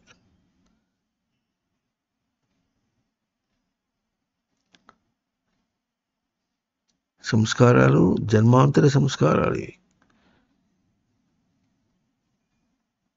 పుట్టుకతో ఏ సంస్కారం ఉందో ఆ సంస్కారంలోనే సాధన చేస్తూ పోతూ ఉన్నానంటే కొన్ని విషయాత్మకంగా మార్చుకున్నాడే కానీ పుట్టుకతో ఏమున్నాయో ఆ దోషం పోవటం లే. ఉనికి దర్శనం ఒక రాదు, సెన్స్ రాదు. సెన్స్ రాకపోతే ఎట్లా ఉంటుంది? తప్పినవాడే అవుతాడు. ఆ సెన్స్ ఇవ్వాలంటే దాని గురించి ఎన్ని ప్రవచనాలు చెప్పినప్పుడు కూడా అందకపోతే అందితే ఎట్లా ఉంటుంది? అందితే పరివర్తన బాగా ఉంటుంది. పరివర్తన ఎట్లా ఉంటుంది? ఉనికి దర్శనం చేసినటువంటి పరివర్తన ఎంత ఫెయిర్గా ఉంటుందో ఆ విషయం చెప్పలేము. అది అక్కడ ఎట్లా ఉంటుంది? తన యందు తనకు దర్శనం అంటే మాట ఎట్లా ఉంటుందో లోకంలో ఎట్లా ఉంటుంది? తను చెప్పిన మాట తన పెళ్ళాం ముందు కాదన్నది, తర్వాత ఒప్పుకున్న తర్వాత తను ఏం చేస్తుంది? ప్రీతిగా తనకు ఇంట్లో పనిచేస్తూ ఉంటుంది. ప్రీతిగా ఇంట్లో పనిచేస్తే మరి దానికే ప్రీతిగా చేసావా, ఒప్పుకొని చేసావా అని అడగటానికి లేకుండా ఒప్పుకున్నట్టు అని చెప్పడం, చెప్పి నేను తప్పు చేశా అని చెప్పడం, అటువంటిది ఉంటే రియలైజేషన్ అంటారు. రియలైజేషన్, తన దోషాన్ని గుర్తించడం అనేటువంటిది ఉంటే, అటువంటి గుర్తించడం అనేటువంటిది గురువు దగ్గర ప్రవర్తనలో దోషం చేసినప్పటికీ కూడా గుర్తించలేకపోతే ఇక దైవం ఇది. ఉనికిని దర్శనం చేయటం సాధకుడికి, అంటే సాధకుల్లోనే ఇంత కంగు దెబ్బలు తింటూ ఉంటే సామాన్యుడు ఎట్టుంటాడు? మనం బాగా గుర్తించవలసిన ఈశావాస్యం ఎక్కడికి పోవాలి? నియామకం. ఇది ఈ జన్మ కాకపోతే ఏ జన్మకైనా సరే నువ్వు ఇట్లాగే ఆచరించాలి, వేరే ఉపాయం లేదు. లోకం ఎట్లా ఉంటుంది? తస్మాత్ శాస్త్రం ప్రమాణం తే కార్యాకార్య వ్యవస్థితం జ్ఞాత్వా శాస్త్ర విధానోక్తం కర్మ కర్తుం వ్యవహార. కార్యం చేయటానికి కానీ ఓ అకార్యం చేయకూడదని వదిలిపెట్టడానికి కానీ చేయవలసింది చేయటానికి ఉండాలని శాస్త్రం ప్రమాణం ఉన్నారు. ఆ శాస్త్రం అనే పదం ఉండి శాసించడం ఎట్లా శాసిస్తోంది? ఇప్పుడు నియామకం అనుకున్నా కూడా శాసిస్తోంది అంటున్నాం. ఎట్లా నియమిస్తుంది అంటే నీ ఉనికి దర్శనంగానే ఎందుకు చేయాలంటే బాగా ఆలోచించేయండి. లోకంలో ఎన్ని తిరిగినప్పటికీ చివరికి ఏమంటాడు? తన తృప్తిని చూసుకుంటాడు. విషయాత్మకంగా తన తృప్తిని చూసుకుంటాడు. ఎవరైనా పొగిడితే తన తృప్తిని చూసుకున్నాడు, పొగడుతున్నా తన తృప్తి చూసుకున్నాడు. ఎవరైనా తిడితే తనకేదో మోసపోయినట్టు, తన అవమానం చేసినట్టు తననే చూసుకున్నాడు. తననే చూసుకోవడం అనేటటువంటి మాట లోకంలో తప్ప ఇంకోటి లేదు. పూర్తి లౌకిక దృష్టిలో అయినా కూడా తనే చూసుకుంటాడు. అవతల వాడిని కోపగించుకున్నా, వాడిని వద్దనుకున్నా, వాడు చెడ్డవాడు అనుకున్నా కూడా తనకు సరిపోలేదు గనక చెడ్డవాడన్నాడు, తనకు పనికొస్తాడు గనక మంచివాడన్నాడు, తనతోనే పోల్చుకుంటున్నాడు. తనతో పోల్చుకోవడం అనే మాట లేకుండా ఒక్క ప్రవర్తన కూడా జరగటం లేదు. మళ్ళీ చెప్పుకుంటారు, పుట్టినప్పటి నుంచి పుడకల్లో పోయేదాకా వాడు ఎన్నెన్ని చేస్తున్నాడు. క్షణం ఏం జరుగుతుందో క్షణం కూడా తనతోనే పోల్చుకుంటున్నాడు. తనతో పోల్చుకుంటున్న వాడికి బయట వాటితో ఉన్నటువంటి ఈ తాకిళ్ళని గుర్తించకుండా తనకు వాటికంటే వేరుగా తన స్వరూపాన్ని తన దర్శనం చేసి వాడు పొగిడితే గొప్ప అనుకున్నాడు, మళ్ళీ తనకే వ్యతిరేకమైనాడు. వాడికి వ్యతిరేకంగా ప్రవర్తించి తనకే వ్యతిరేకమైనాడు. ఇది పుట్టుక దోషమా? పుట్టుక దోషం కాదు. పుట్టుక దోషం ఎట్లా ఉంటుంది? తన సంస్కారాన్ని బయటికి ఇచ్చుకున్నాడు, ప్రవర్తించడానికి చూసుకుంటున్నాడు, ఇంతే. ఇది పుట్టుక అంటే ఇంతే అర్థం. ప్రవర్తన సంస్కారాన్ని దర్శనం చేసుకొని సవరించుకోవడం కోసం వచ్చాడు. అది ఎంతవరకు చేస్తాడో తర్వాత పోతాడు, అంతే, పుడకల్లోకి పోతాడు. పుట్టుక అంటే ఇంతే అర్థం. కానీ పుట్టుక అంటే మనం ఏదో సంతాప సభ పెట్టి వాడు చచ్చిపోయినాడు కనుక వాడి ఆత్మకు శాంతిగా మనం రెండు నిమిషాలు కళ్ళు మూసి కూర్చుందాం, నోరు మూసి కూర్చుందాం, ఇటువంటివన్నీ లోకంలో ఎన్నెన్ని విధాలుగా ఉంటుందో. లౌకిక దృష్టితో ఎన్నెన్ని చేసినప్పటికీ కూడా ఇవి ఏమీ లాభం లేదు. తనకు తన స్వరూపాన్ని దర్శనం చేసేటట్టుగా సమాజం ఉండటం అంటే ఎట్లా ఉంటుందో అది తర్వాత సంగతి. ముందు సాధకుడైనా తనకు తెలియదు.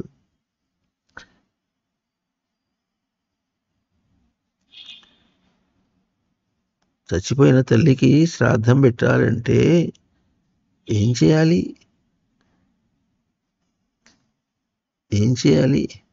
ఈ మాట చాలా మాట చెప్పుకున్నాం. అదే ఇప్పుడు చేయాలి. గురువుకి శ్రాద్ధం పెట్టాలన్నా, తనకు శ్రాద్ధం పెట్టాలన్నా కూడా శ్రాద్ధం అంటే శ్రద్ధను ఆచరించాలి. తల్లితో ప్రవర్తించేటప్పుడు, తల్లి ఉన్నప్పుడు తల్లితో ప్రవర్తించినప్పుడు తాను ఏం తప్పులు చేశాడో, తన ప్రవర్తనలో దోషం ఎట్లా ఉందో, వాత్సల్యం కల్పించేట చేశాడు. ఈ మాటలు చెప్పుకున్నాం మనం.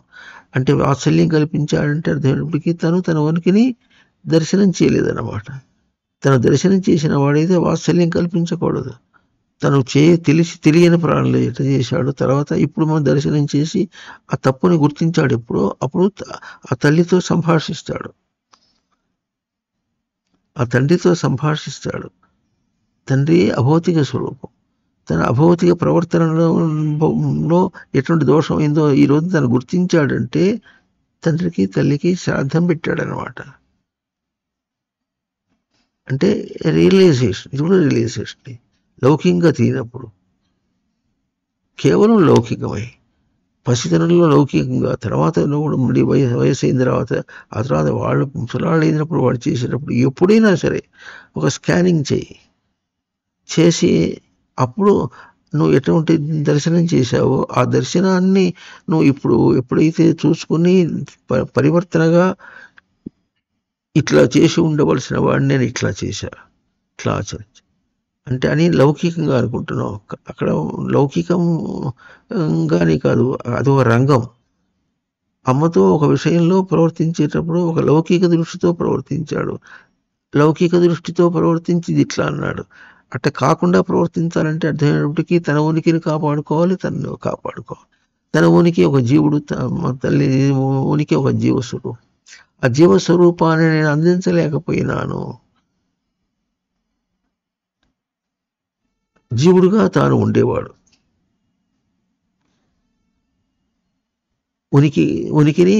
ఉనికిలో జీవించి ఉండేవాడు. అది అటు కాకుండా కేవలం విషయాత్మకంగా ప్రవర్తించా అని ఎప్పుడు తెరిచాడు. ఈ తేడా ఎప్పుడు చూసుకున్నాడో అప్పుడు తండ్రికి శ్రాద్ధం పెట్టినవాడంటే. ఇప్పుడు తండ్రికి శ్రాద్ధం పెట్టడం గురించి మాట్లాడుకుంటున్నావా, ఉనికి దర్శనం గురించి మాట్లాడుకుంటున్నావా? అంత విలువ ఉన్నప్పుడు అది తెలిస్తే అది లోకంలో చాలా బాగా చెప్పుకుంటాను చూడండి. తన దర్శనం అనే మాట అట్లా కాదు. లోకంలో ఎన్ని జన్మల్లో ఎన్నెన్ని చేశావో అన్నిట్లో ఈ చిన్న అంశంలో ఎట్లా ప్రవర్తించావో అన్నిట్లోంచి నిన్ను నిగ్రహించిన వెనక్కి తీసుకునేటటువంటి విధంగా నీ గ్రహింపు వచ్చినప్పుడు కానీ గురువు దగ్గర నువ్వు సరిపోవు, నీవు సరిపోవు. తనకు తాను సరిపోవాలంటే ఉనికి దర్శనము, ఉనికి ప్రయోగము, ఆ పదములే చాలా విశేషంగా ఉంటుంది. ఉనికి ప్రయోగము, ఉనికి ప్రయోగం చేస్తున్నాం, ఉనికి ప్రయోగం చేసి లేమిని సాధించాం మనం అన్న తేడా మనకు గుర్తించుకొని, ఉనికి ప్రయోగం అంటే చెప్పుకున్నట్టుగా ఉప్పు వేయాలంటే ఉప్పును గుర్తించి ఎట్లా వేస్తావో ఉనికిని గుర్తించి అక్కడ ఉనికిని ఎట్లా ప్రయోగం చేయాలో చేసి ఎట్లా ఉంటుంది. ఉప్పు వేస్తే ఉప్పు రుచి మళ్ళీ మనం తింటాం, ఎక్కువ వేస్తే ఎక్కువైందంట, తక్కువ వేస్తే తక్కువైందంట. ఇవన్నీ మనం చూస్తూనే ఉన్నాం లోకంలో. ప్రయోగం అంటే ఎట్లా ఉంటుంది చూస్తున్నాం. అట్లాగే ఉనికిని మనం ప్రయోగం చేసామంటే ఉనికి మళ్ళీ మనకు అందకపోతే మనం ప్రయోగం చేసిన తప్పు, అందలేదని మనకు తెలుస్తుంది. అందలేదని తెలిపించి తొందరపడ్డావు అనమాట. ఉనికిని ఉనికిగా చేయకుండా ప్రవృత్తిని ఉనికిగా చేసిన తొందరపడ్డావు. ఏం తొందరపడ్డావు అంటే ఉనికిని ముందు ప్రయోగం రూపొందించుకో. అక్కడ ప్రవర్తించాలంటే ఇది ఎంత గొప్పగా ఇప్పుడు ఇండస్ట్రీస్లో చేస్తారంటే ప్లానింగ్ అంటారు. ప్రతి చోట ప్లానింగ్ అంటే అర్థమేటప్పటికీ క్రియ రూపంలో రాకుండా ముందు మానసికంగా లోపల అది మొత్తం అభౌతికమైన మాట ఉండరు వాళ్ళు ప్లానింగ్ అనేస్తారు. ముందు ఆన్ పేపర్ చేస్తారు. చిన్న ఉదాహరణకి ఎట్లా ఉంటుందనంటే ఒక పెద్ద షెడ్ కడతారు, హ్యాంగర్ అంటారు వాళ్ళు. కట్టి దానిలో మెషిన్లు పెట్టాలి. ఏ మెషిన్ ఎంత పెట్టాలి, దానికి ఎంత చోటు వదలాలి, ఆ మెషిన్లో ఏదైనా చేసినప్పుడు దాన్ని చేసిన బయట తీసుకెళ్ళే చోటు ఉండాలి కదా, ఇరకాటం కాకుండా. ఇంత ఆలోచన చేస్తాడు. చేసి ఏం చేస్తాడు, వాటికి టెంప్లెట్స్ వేస్తాడు, అంటే మోడల్స్ లాగా చేస్తాడు. ఇంత ఏరియా అని కట్ చేస్తాడు, ముక్కలు పెట్టుకొని చేస్తాడు. దానికి అప్పుడు పెట్టుకున్నప్పుడు పాత్వే అర్థం అవుతుంది. ఇక్కడి నుంచి బయటికి తీసుకెళ్ళాలంటే ఎట్టుండాలి, చేసిన పార్ట్ అక్కడ ఏం పార్ట్ చేస్తాడో అది కూడా గుర్తుంచుకోవాలి. దానికి ఎట్లా చేస్తాడు, ఇవాళ ఇది చేసి రేపు ఇంకోటి చేసి, అంటే అనేకమైనటువంటి అంశములు ఉంటాయి లౌకికంగా చూసిన. అవన్నీ ఆలోచన చేసుకుంటాడు. అన్నీ చేసుకున్న తర్వాత అప్పుడు ఆ మిషన్ ఇక్కడ పెట్టాలని చేస్తాడు. అది ఎట్లా పెట్టాలి, అన్నీ ఇట్లా గోడ ఉంటే గోడకి ఇట్లా ప్యారల్ పెట్టాలి, ఇట్లా క్రాస్గా పెట్టుకోవాలన్నా ఏది ఇట్లా పెడితే ఎట్లా బాగుంటుంది అని కూడా ఆలోచన చేస్తారు. చాలా ఆలోచన చేస్తారు లౌకికంగా. ఏదైనా చేయాలంటే కూడా అంత ఆలోచన చేసే వాళ్ళకి అది అంత అభ్యాసం అయినప్పటికీ కూడా తన ఉనికిని దర్శనం చేసి చేయటం చేత కాదు వాళ్ళకి. ఎందుకు చేత కాదు, అదేమో మనకు స్థూలంగా కనిపిస్తుంది, ఇది ఇట్లా అని కనిపిస్తుంది. ఉనికి స్థూలంగా కనిపించడం లేదు, అది కేవలం సెన్సింగే అయినప్పటికీ కూడా బయట స్థూలంగా చేయటానికి మనకు సిగ్నల్స్ మెదడులో ఎట్లా వస్తున్నాయో చేసుకుంటున్నాం అనుకుంటున్నాము. అంటే మెదడుని అభ్యాసం చేస్తున్నామంటే, కణములను అభ్యాసం చేస్తున్నామంటే కణముల యొక్క స్వరూపమేమి తన సంస్కారం దానిలో ఇమిడ్చాడు.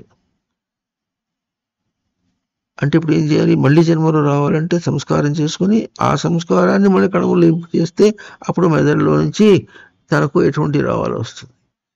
ఏదైనా తన ప్రయోగమే, తనది. లోకంలో ఇన్ని చేస్తున్నప్పుడు ఎట్లా ఉంటుందంటే ఓ పద్ధతిగా చేసుకుంటూ పోతున్నారు. ఆ పద్ధతిలో మళ్ళీ తేడా రాకుండా ఉండాలనుకుంటుంటారు. లోకం అంటేనే ఎట్లా మార్పులు చెందడంలో దిట్ట. ఏదైనా కావచ్చు, ఇవాళ ఏ అవసరం కావచ్చు, ఇంకో అవసరం కావచ్చు అన్నట్టుగా ఉంటుంది. కానీ ఈశావాస్యమునందు ఇవాళ ఇట్లా రేపట్లా కాదు, అవసరం ఒకటే, దానికి ప్రయోగం ఒకటే. బయటగా ఒక క్రియ చేయటం అని కానీ, ఒక చేష్ట చేయటం కానీ, ఒక విషయంలో ప్రవర్తించడం అని కానీ, అక్కడ లోకంలో బయటతో పోల్చి అస్సలు లేదు. ఎట్లా ఉంటుందంటే బయటగా మనం ఇదివరకు ఏం చెప్పినాం, అది ఒక రంగస్థలం. ఒక విషయం ఒక రంగస్థలం, ఒక చిన్న అంశము ఒక రంగస్థలం. దానిలో తన ఉనికిని పెట్టి తాను మూర్ఖుడు కాకుండా ఎట్లా ఉంటాడు, తాను తన ఉనికిని మళ్ళీ భద్రంగా తీసుకొని వచ్చేసాడు, అయిపోయి చూచుకున్నాడు అక్కడ. ఈ చూచుకోవటం అనేటటువంటిది కూడా లోకంలో చాలా పనులు చేస్తూ ఉంటారు. ఏదైనా చేస్తే దాన్ని టెస్టింగ్ చేస్తారు, అది ఎంతవరకు స్పష్టంగా ఉంటుంది టెస్ట్ చేస్తారు. అందులో విశేషించి మిలిటరీ వాళ్ళు బాగా చేస్తుంటారు. మిలిటరీ వాళ్ళు ఎట్లుంటారంటే, అది ఎట్లా ఉంటుంది, మిలిటరీ ఒక సిపాయి తీసుకెళ్తాడు, ఒక ఇన్స్ట్రుమెంట్ తీసుకెళ్తాడు. వాడు తీసుకెళ్తాడంటే వాడు దాన్ని మొయ్యాలి. వాడు ఎక్కడుంటాడు, అవతల వాడు ఎనిమి వస్తుంటాడు, తనకు వెహికల్ ఉంటుంది, తన వెహికల్ మీద కొట్టేస్తే ఎట్లా ఉండాలి అని దాని మీద బాగా ఆలోచన చేస్తారు. చేసేటప్పుడు వాడు చాలా దాని యందు ఎక్కువ కేర్ అంటారు, దృష్టి పెట్టలేడు, భద్రత ఇవ్వలేడు.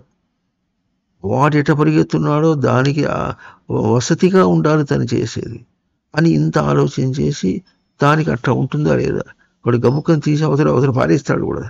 కింద పడేస్తే ఆ కింద పడేసేవాడు అది కాస్త పాడైపోతే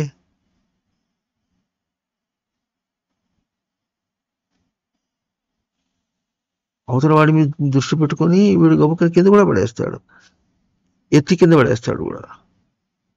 అంత పెద్ద వెహికల్ నుంచి ఎత్తి కింద పడేస్తాడు. అయితే ఏమవుతుంది, అది కూడా చూసుకోవాలి వాడు.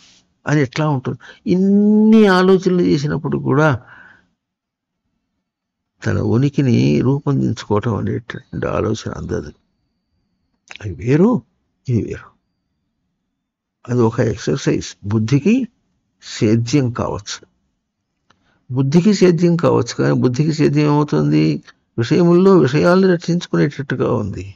అది ఎట్లాగో ఇందాక చెప్పుకున్నాం, ఎట్లాగైతే ఇద్దరు కవలించుకున్నప్పుడు బయట కానీ ఇంకోటి ఏం తెలియకుండా ఎట్లా ఉంటుంది, అంత పెద్ద ఒక అతి నీచమైనటువంటి ఉపమానాన్ని చూపించి అక్కడ ఇట కన్ను మిన్ను కాకుండా ఎట్లా ప్రవర్తిస్తాడు, అది కన్ను మిన్ను కాకుండా ప్రవర్తించడం. ఇక్కడ కన్ను మిన్ను కాదు, ఎట్లా ఉంటాడు, తనకు తన ఎందే దర్శనం, ఇంకోటి కనిపించదు.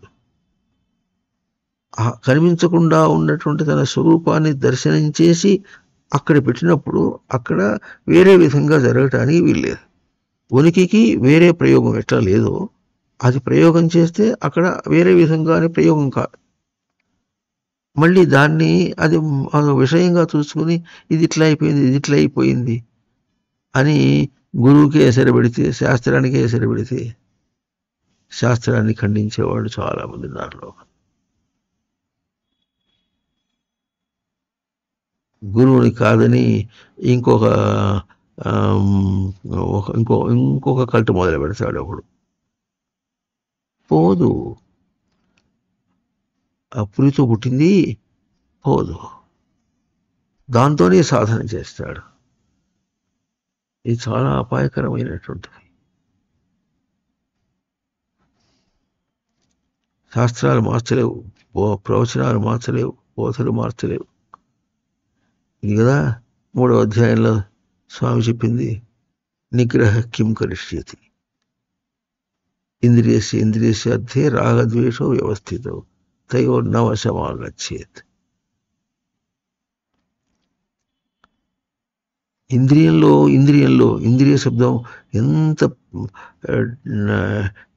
స్పష్టంగా నిశ్చయించబడినటువంటి ఇంద్రియాన్ని ఒక సంస్కారం తగినట్టుగా కణములతో కూర్చుకుంటే ఆ కణములతో కూర్చుకున్నది ఒక ఇంద్రియం అవుతుందా? అట్లా కూర్చుకున్నప్పటికీ కూడా జగత్యాం జగత్ ఈశావాస్యం, ఆ అంశము సామాన్యుడు గుర్తించడు. సరే, ఒక సాధకుడు నిజ సాధకుడుగా ఉండాలనుకుంటున్నాడు, వాడికే గుర్తించకపోతే, వాడికే గుర్తింపు రాకపోతే అందుకున్నారు అని ఒక రియలైజేషన్, ఒక మాట ఒకప్పుడు తప్పుగా శాస్త్రమును తప్పుగా అర్థం చేసుకున్నాను, ఇప్పుడు ఈ విధంగా అనుకున్నాను. ఒకప్పుడు గురువుని తప్పుగా అర్థం చేసుకున్నాను, ఇప్పుడు నేను ఈ విధంగా నాకు రియలైజేషన్ జరిగింది అన్న ఒక మాట తనలో ఆ మాట స్ఫురణకి రాకపోతే, అది తనలో రాకపోతే, తనకు పరివర్తన కాకపోతే ఇప్పుడు ఏం చేయాలి? వచ్చేదాకా ఆగాలి. ఎన్ని జన్మలైనా ఆగాలి.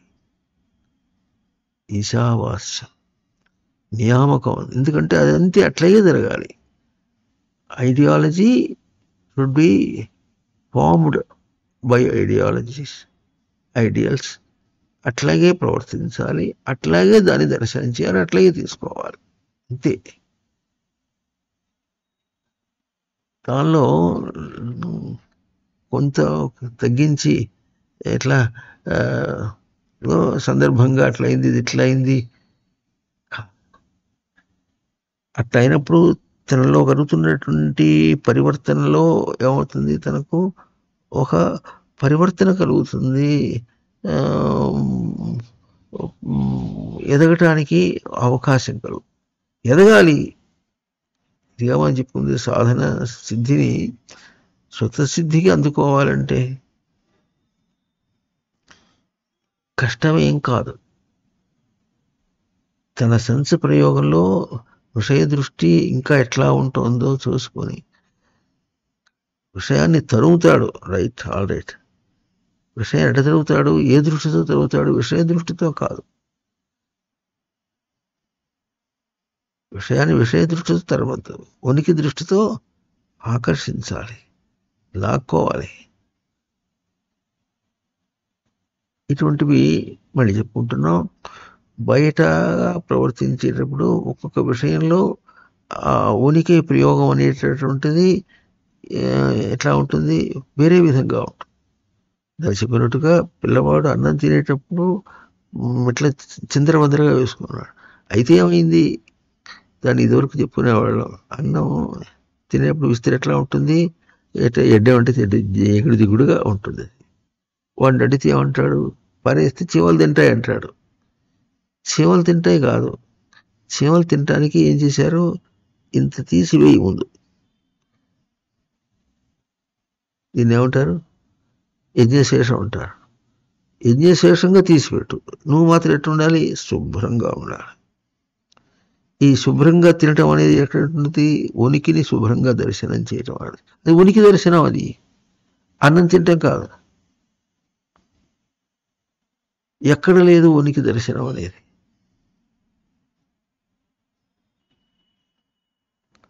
నడక ఎట్లుండాలి? కొలతగా ఉండాలి. ఎట్లా కొలతగా ఉండాలి? కొలతగా ఉండాలంటే నెమ్మదిగా అడుగు వేసుకుంటున్నావు, తొందరపడి పరిగెత్తినావు. నువ్వు తొందరగా పోతావు, తొందరగా అన్నావు, లేకపోతే నిదానంగా అంటే అది ఎట్లన్నావు, ఇట్టన్నావు అంటే ఎట్లంటే అన్నపోతే ఎట్లా? నేనంటాం కాదు, నీ సంగతి తెలుసుకో, నీకే తెలిసిపోతుంది. ఆ దర్శనము నీ లోపల ఇందాక చెప్పుకున్నాం మనం, మెదడులో నీకు సిగ్నల్స్ అందుతాయి. ఉనికి దర్శనం అందించేటట్టుగా మెదడు అనేటటువంటి ఇది ఎవరో చేసింది కాదు. ఇది మనిషి యొక్క మెదడు. మెదడు ఎట్లా ఉంటుంది? నీ స్వరూపాన్ని నీకే తెలిసేటట్టుగా, నీకు అందించేటట్టుగా, నీ ప్రవర్తన నీకు తెలిసేటట్టుగా ప్రవర్తింపచేసి, ప్రయోగం చేసి, ప్రవర్తించి తీసుకోవాలంటే అటువంటి దాని విధంగా అని శాస్త్రం చెప్తే దానికి తగినట్లుగా నీకు దేహం ఉన్నదనే మాట నీకు తెలియాలి. దేహం అందిస్తుంది అనే మాట తెలియాలి. దేహంలోంచి యు షుడ్ రీడ్ ఇట్. దానికి తగినట్టుగా యోగ్యంగా ఉంది దేహం. ఇన్ని మాటలు చెప్పుకున్నాం. దేహం అంటే అది నిర్వచనం చేసుకున్నాం, శరీరం అంటే నిర్వచనం. ఎన్ని మాటలు చెప్పినప్పుడు కూడా ఆ రియలైజేషన్ తన సెన్స్లో, తన ప్రయోగంలో తను తప్పు చేస్తున్నాడనే మాట ఒక నిజ సాధకుడికే, నిజ సాధకుడు అంటే నిజ సాధకుడుగా మరి అంత చేసిన వాడికే ఆ కాస్తలో మళ్ళీ వెనకంజ వేయటం, అందుకోలేకపోవటం అంటే మళ్ళీ అది కూడా తనకు మరి ఏమనాలి? రజోగుణం అనాలన్నా ఏమనాలి? అది కూడా ఒక ప్రవృత్తి. ఓ ప్రవృత్తి రూపంలో వచ్చి అడ్డం వస్తుంది అంటే తన క్రీడల్ని తానే గుర్తించుకోవాలి. ఏం చేస్తున్నాను గుర్తించుకోవాలి. అది బాగా ఎట్లా ఉంటుందంటే think before you leap. Think before you leap. బయట ప్రవర్తనకి దూకే లోపల ముందు ఇది తయారు చేసుకో. పిండి తయారు చేస్తుంది, ఏర్పాటు చేసి పిండి పిసుకొని చపాతీ ఒత్తిన తర్వాత చెప్పమవుతుంది. ఏమి లేకుండా ఇదేం చేసుకోకుండా పెనం పెట్టేసి పెనం కాలిపోయిన తర్వాత చపాతీ వస్తుందా?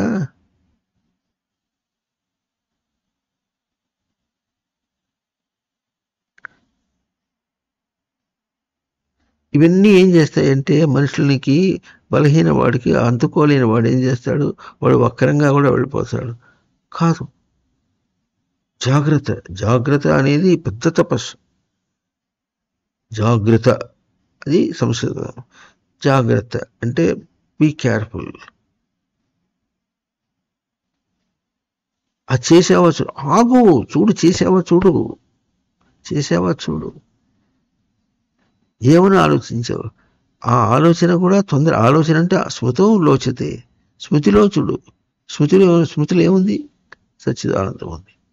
దాన్ని చూడు. దాన్ని చూచి ముందు ఫ్రేమ్ వర్క్ చేసుకో. ఫ్రేమ్ వర్క్ చేసుకోవటం అంటే కూడా ఎట్లా ఉంటుంది, దాని తగినట్టుగా తనకున్నటువంటి 74 ట్రిలియన్ కణములన్నింటినీ కూడా కూర్చుకో. దానికి అందించి అక్కడ ప్రవృత్తి రాకుండా చేసుకుని ఆ సిగ్నల్స్ తీసుకో. అప్పుడు బయటికి పో. సూటిగా ఇప్పుడు వాక్యం ఏం కావాలి? తన స్మృతిని దర్శనం చేసినటువంటి ఆ నివృత్తి స్వరూపం ఏముందో 74 ట్రిలియన్ కణములకు వెళ్ళాలంటే ఎంతసేపు పడుతుంది? కాదు, వెంటనే. కానీ 74 ట్రిలియన్లో కావాలి. ఇది నీ సాధన, నీ అభ్యాసం యొక్క స్వరూపం. అది రావటం, దానిలో చేరడం ఏమిటి? చేరిన తర్వాత అప్పుడు కదులు, ప్రయోగం చేయి. ప్రయోగం చేయమన్నారు కదా, చేసేసి ఉంటే ఎట్లుంటుంది? ఏదో చేయమన్నారు కనుక చేసి ఊరుకుంటే. దీనికి వెనక రోజుల్లో చెప్తుండేవారు లౌకికంగా కూడా, సింగడు అద్దంకి పోను పోయినాడు, రాను వచ్చాడని. రాత్రి అమ్మ నాన్న అనుకున్నట్ట. సింగడు అంటే కొడుకోడు, అద్దంకి ఊరి పేరు. అద్దంకి ఎక్కడో తెలిసినా మాకు ఈ మధ్య చూసా. అద్దంకి పోయి ఇక్కడి నుంచి ఇటు ఈ మిర్యాలగూడ వైపు నుంచి ఒంగోలు పోతుంటే మధ్యలో అద్దంకి ఊరు దొరికింది. పేరును వెనక సామెత ఎట్లా ఉందంటే, సింగడి నీరే పొద్దున అద్దంకి పంపిద్దాం అనుకున్నారు వాడు రాత్రి. ఎందుకు అనేది వాడు ఏం చేశాడు, పొద్దున్న లేవగానే అమ్మా నాన్న చెప్పకుండా అద్దంకి పోయి వచ్చేసాడు. అప్పుడు వీడు అద్దంకి పోయి అంటే, పోయి వచ్చానగా అంటే, నేను పోయి వచ్చేసా అంటే ఎంత వెల్తిగా ఉంది ఆ వాక్యం. ఎట్లా ఉందో మనం చేసే అంత వెల్తిగా. వాళ్ళు లౌకిక దృష్టితో చెప్పారు, మనం కేవలం ఆధ్యాత్మిక దృష్టితో ఇంకా ఆగి తన స్థానంలో దర్శనం చేసి ఉనికిని ఏమి నిలుపుకోకుండా తన కణముల్లోకి, తన స్వరూపంలోకి చేర్చి ఆ ఉనికి స్వరూపానికి చేసి ఉనికిగా ప్రవర్తింపచేయి. ఇంద్రియములు చేష్టలు కానీ బయట ఇంద్రియములు చేష్టలు అయితే ఆ బయట క్రియ రూపంలో అవుతుంది. క్రియ రూపం అయితే క్రియ ఒక విషయానికి ఒక కర్మరూపంగా అవుతుంది, క్రియారూపంగా అవుతుంది, కర్మరూపంగా అవుతుంది.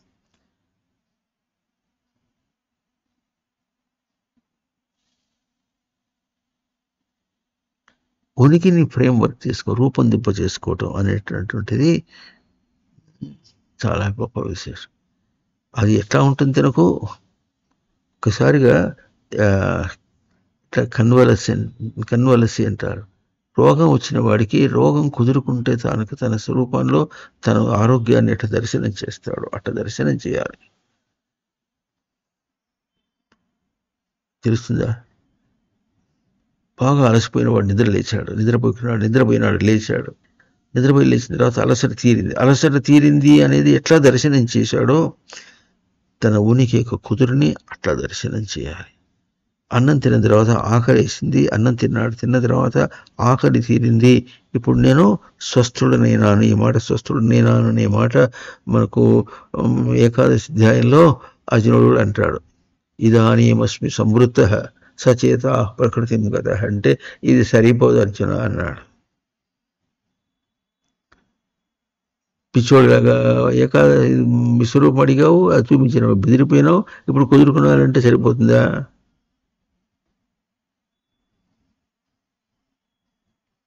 ఇంకా మనం చెప్పుకున్నాం, రోగం వస్తే, రోగం తగ్గిపోతే తనకి ఎట్లా కుదురుకుందని అనుకుంటాడు, మళ్ళీ ఏం చేస్తాడు వాడు? మళ్ళీ యథావిధి లోకంలోకి దృష్టి ఎట్లా పరిగెత్తాలో ఈ దేహాన్ని తీసి మళ్ళీ పరిగెత్తిస్తాడు. అట్లా కాదు. దేహంలో వెనక ప్రవృత్తి చేసినప్పుడు, ప్రవృత్తిగా ప్రవర్తించినప్పుడు దేహంలో తను తాను ఎట్లా రీడింగ్ చేశాడో, ఎట్లా చూసుకున్నాడు రూపాన్ని, దానికంటే వేరుగా ఇప్పుడు ఎట్లయిందో అది చూసుకుని బయటపడు. అది చూసుకుని బయట ప్రయోగం చేయి. ఉనికి ప్రయోగం అంటే తమాషా కాదు. ఉనికి ప్రయోగం ఏమిటది? చెప్పండి. ఉనికి అంటే ఉండగాదు. ఉనికిని గోలికాయ వేసావంటే గోలికాయ నీకు తెలిసావు, చూసావు, ఆ గురి పెట్టి దాని ఎట్ట వేస్తున్నావో అని ఎట్లా స్థూలంగా చూసి అనుకుంటున్నావో అంతకంటే ఎక్కువగా ఉనికి అంటే ఏమిటో చూడు. ఏం మాట్లాడుతున్నావు? ఏదైనా అవసరం వస్తే అవసరం వస్తే మఠం పుస్తకాలు పక్కన పెట్టేస్తాడు, ఇంకోటి అన్ని వదిలిపెట్టేసి ఏం చేస్తాడు? ఇప్పుడు ఆ పని చేసుకోవాలి. ఆ పని కావాలి ముందు, ఇవన్నీ తర్వాత అని ఇప్పుడు అనుకున్నాడు. అన్నిటికీ ఇవన్నీ చిన్న చిన్న విషయాలు కాదు, చాలా కౌంటబుల్ విషయాలు. అందుకని ఆ పాట చెప్పుకున్నాం, మొదలుపెట్టేసి ఆ పాట వచ్చేస్తుంది. ఈ పూట ఏమంటాడు? ఉనికి సృజింపబడని పూర్వముగా ఆధారమై. సృజింపబడని పూర్ణం అంటే అపూర్ణం అది ఎట్లా వచ్చింది? ఉనికి ఎట్లా వచ్చింది? అది సృజింపబడలే. అది పూర్ణం ఎట్లా అయింది? పూర్ణం ఎవరు చేయలే, ఎవరూ చేయకుండా, సృజింపబడకుండా సృష్టికి ఆధారమైంది. సృష్టితో పోల్చి అట్లా అట్లాగే నరుడికి ఎట్లా అయిందంటే అట్లా గ్రహింపబడని పూర్వముగా అతనికి విజ్ఞానమైంది. వాడు గ్రహించలే. వాడి ప్రెసిడెన్స్ ఎట్లా ఉందంటే వాడికి దాన్ని గ్రహించలే, వాడికి తెలియదు, గ్రహించలే, కానీ వాడి విజ్ఞానానికి ఆధారమైంది. అది ఉనికి. ఆ ఉనికిని ఫ్రేమ్ చేసుకున్నావా? గ్రహింపబడని పూర్ణముగా, అసలే గ్రహించనే లేదు, కానీ అది మాత్రం పూర్ణంగానే ఉంది. నువ్వు గ్రహించకపోయినా పూర్ణమై నీకు విజ్ఞానానికి ఆధారమైంది. నువ్వు ఏమి చేత మూర్ఖుడైనప్పటికీ కూడా అది పూర్ణంగా ఆధారమైంది, కానీ అసంపూర్ణంగా ఆధారం కాలేదు. అటువంటి ఉనికిని ఫ్రేమ్ చేసుకున్నావా ఒక విషయంలో దిగే ముందు? అసలు ఉనికి అంటే ఎట్లా ఉంటుంది అనే మాట ఎట్లా ఉంటుంది? ట్రయల్ అండ్ ఎర్రర్ కాదు. ట్రయల్ అండ్ ఎర్రర్ అంటే ప్రయత్నం చేశాడు, తప్పాడు, ప్రయత్నం చేసి తప్పాడు, ఎప్పుడుకో పాస్. ట్రయల్ అండ్ ఎర్రర్ కాదు. ఇదం ఇత్తం. చెప్పండి. ఇదం ఇత్తం. ఇది ఇట్లా, ఇది ఇట్లా.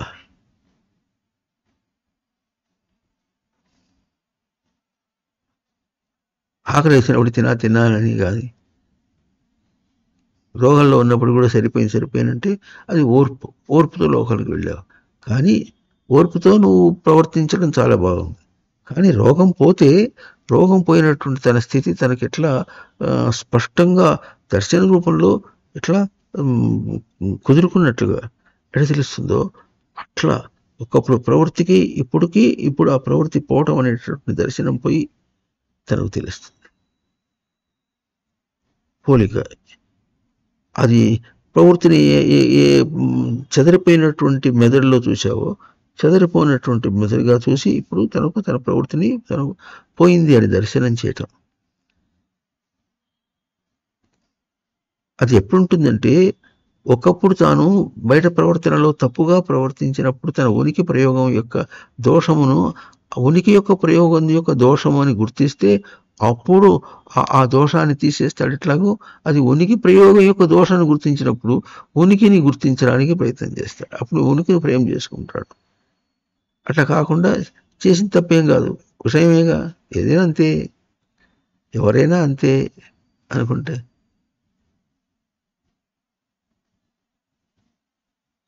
అక్కడ ప్రవృత్తి దోషాన్ని గుర్తించలేదన్నమాట. ప్రవృత్తి దోషాన్ని గుర్తిస్తే అప్పుడు ఉనికిని గుర్తిస్తాడు. ఉనికి అనే పదము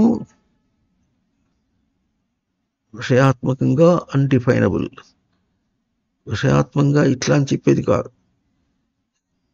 తనకు తానే, తన దర్శనమే తనకు సాటి. అటువంటి దర్శనానికి పూర్ణంగా తనకు తన మెదడు ఇవ్వబడింది. ఆ మెదడులో కణములు కూడా పెరుగుతున్నాయి. అయితే మెదడు దానిలో కూడా మళ్ళీ ఈశావాస్యం ఒకటి అట్లా చెప్పొచ్చు, లేకపోతే ఇందాక చెప్పినట్టుగా క్రీడ అని. మెదడు యొక్క క్రీడ ఫంక్షనింగ్ ఎట్లా ఉంటుందంటే ఫంక్షనింగ్ అది. ఆ ఫంక్షనింగ్ ఎట్లా ఉంటుంది? ఇప్పుడు మనం ఒక ఆఫీస్లో ఉన్నాం అనుకోండి, ఆఫీస్ పనిచేస్తుంది, కొంతమంది స్టాఫ్ పనిచేస్తున్నారు. మన వాళ్ళు చెప్పారు విజయవాడలో సిఆర్డీలో వెళ్ళి అంతే ఏదో మన దీనికోసం అని ప్లాన్ అప్రూవల్ కోసం చేస్తుంటే అది చెప్పారు. ఇప్పుడు ఆ స్టాఫ్ అందరూ లేరట.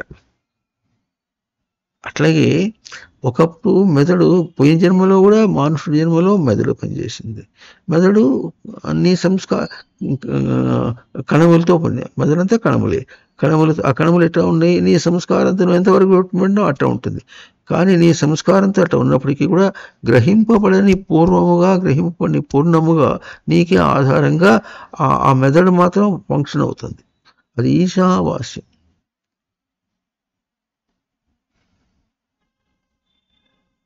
మెదడు ఫంక్షనింగ్ ఎట్లా ఉంటుందనంటే నీకు ఇచ్చి నీ ప్రయోగం తప్పు అని నీకు చూపిస్తుంది. నీ ప్రయోగం ఏమిటి? నీ సంస్కారంతో కణములను ఎట్లా పెట్టుకున్నావో ఆ కణములతో తగినట్టుగా విధంగా నువ్వు ప్రవర్తించడం అనేది నీదైతే, అక్కడ ఈశావాస్యం అనేది అనియామకము, ఆ క్రీడ ప్రయోగము, ఇంకా స్మృతి ప్రయోగము అనే మాట వచ్చేటప్పటికీ అక్కడ అసంతృప్తి నీకు ఇచ్చి మళ్ళీ జన్మకు వచ్చావు.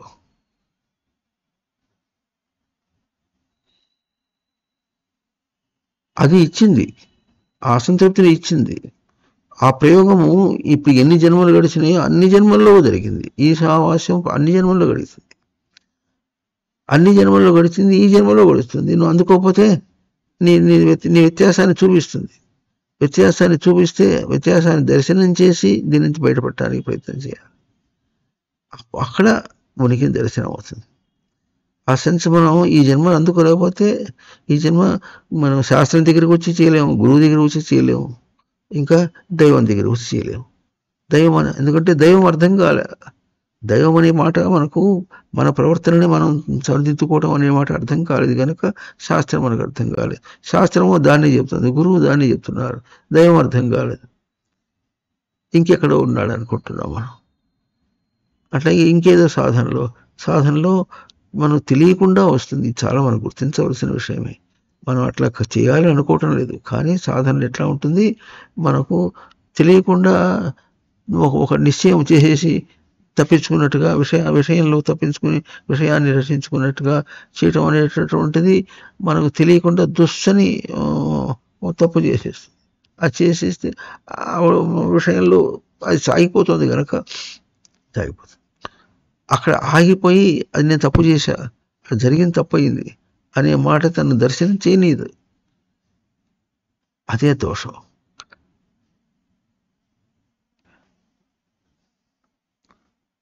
లోకం ఎట్లా ఉంటుంది? అట్ ఎనీ కాస్ట్, ఏమైనా సరే ఏముంది, ఆఫ్టర్ ఆల్ ఏమవుతుంది, పోతే ఏముంది, అన్నీ పోయాయి. ఎన్ని పోయినాయి? ఇప్పుడు ఎన్ని జన్మలు గడవలే? జన్మల్లో అన్నీ పోయినాయి కదా. అప్పుడు వాటి కోసం ఎంత భద్రంగా ఆలోచన చేసి చివరిదాకా దేహం విడిచిపెట్టిపోయేదాకా చేసావు. ఈ జన్మలో అట్టే, మళ్ళీ జన్మలో అంతే ఎట్లే ఉంటుంది. దాన్ని కాపాడుకోలేవు. నువ్వు కాపాడుకోగలిగింది తన్నే. ఆ దర్శనం ఇవన్నీ ఎట్లా ఉంటాయి? చాలా విజ్ఞానాత్మకంగా ఉంటుంది. ఉనికి యొక్క దర్శనం విజ్ఞానాత్మకం.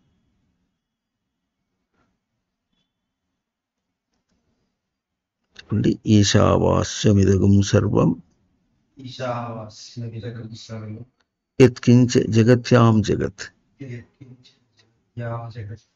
తేన త్యక్తేన భుంజీతాః మా గృధః కస్య స్విద్ధనం. ఓం తత్ సత్. ఓం తత్ సత్.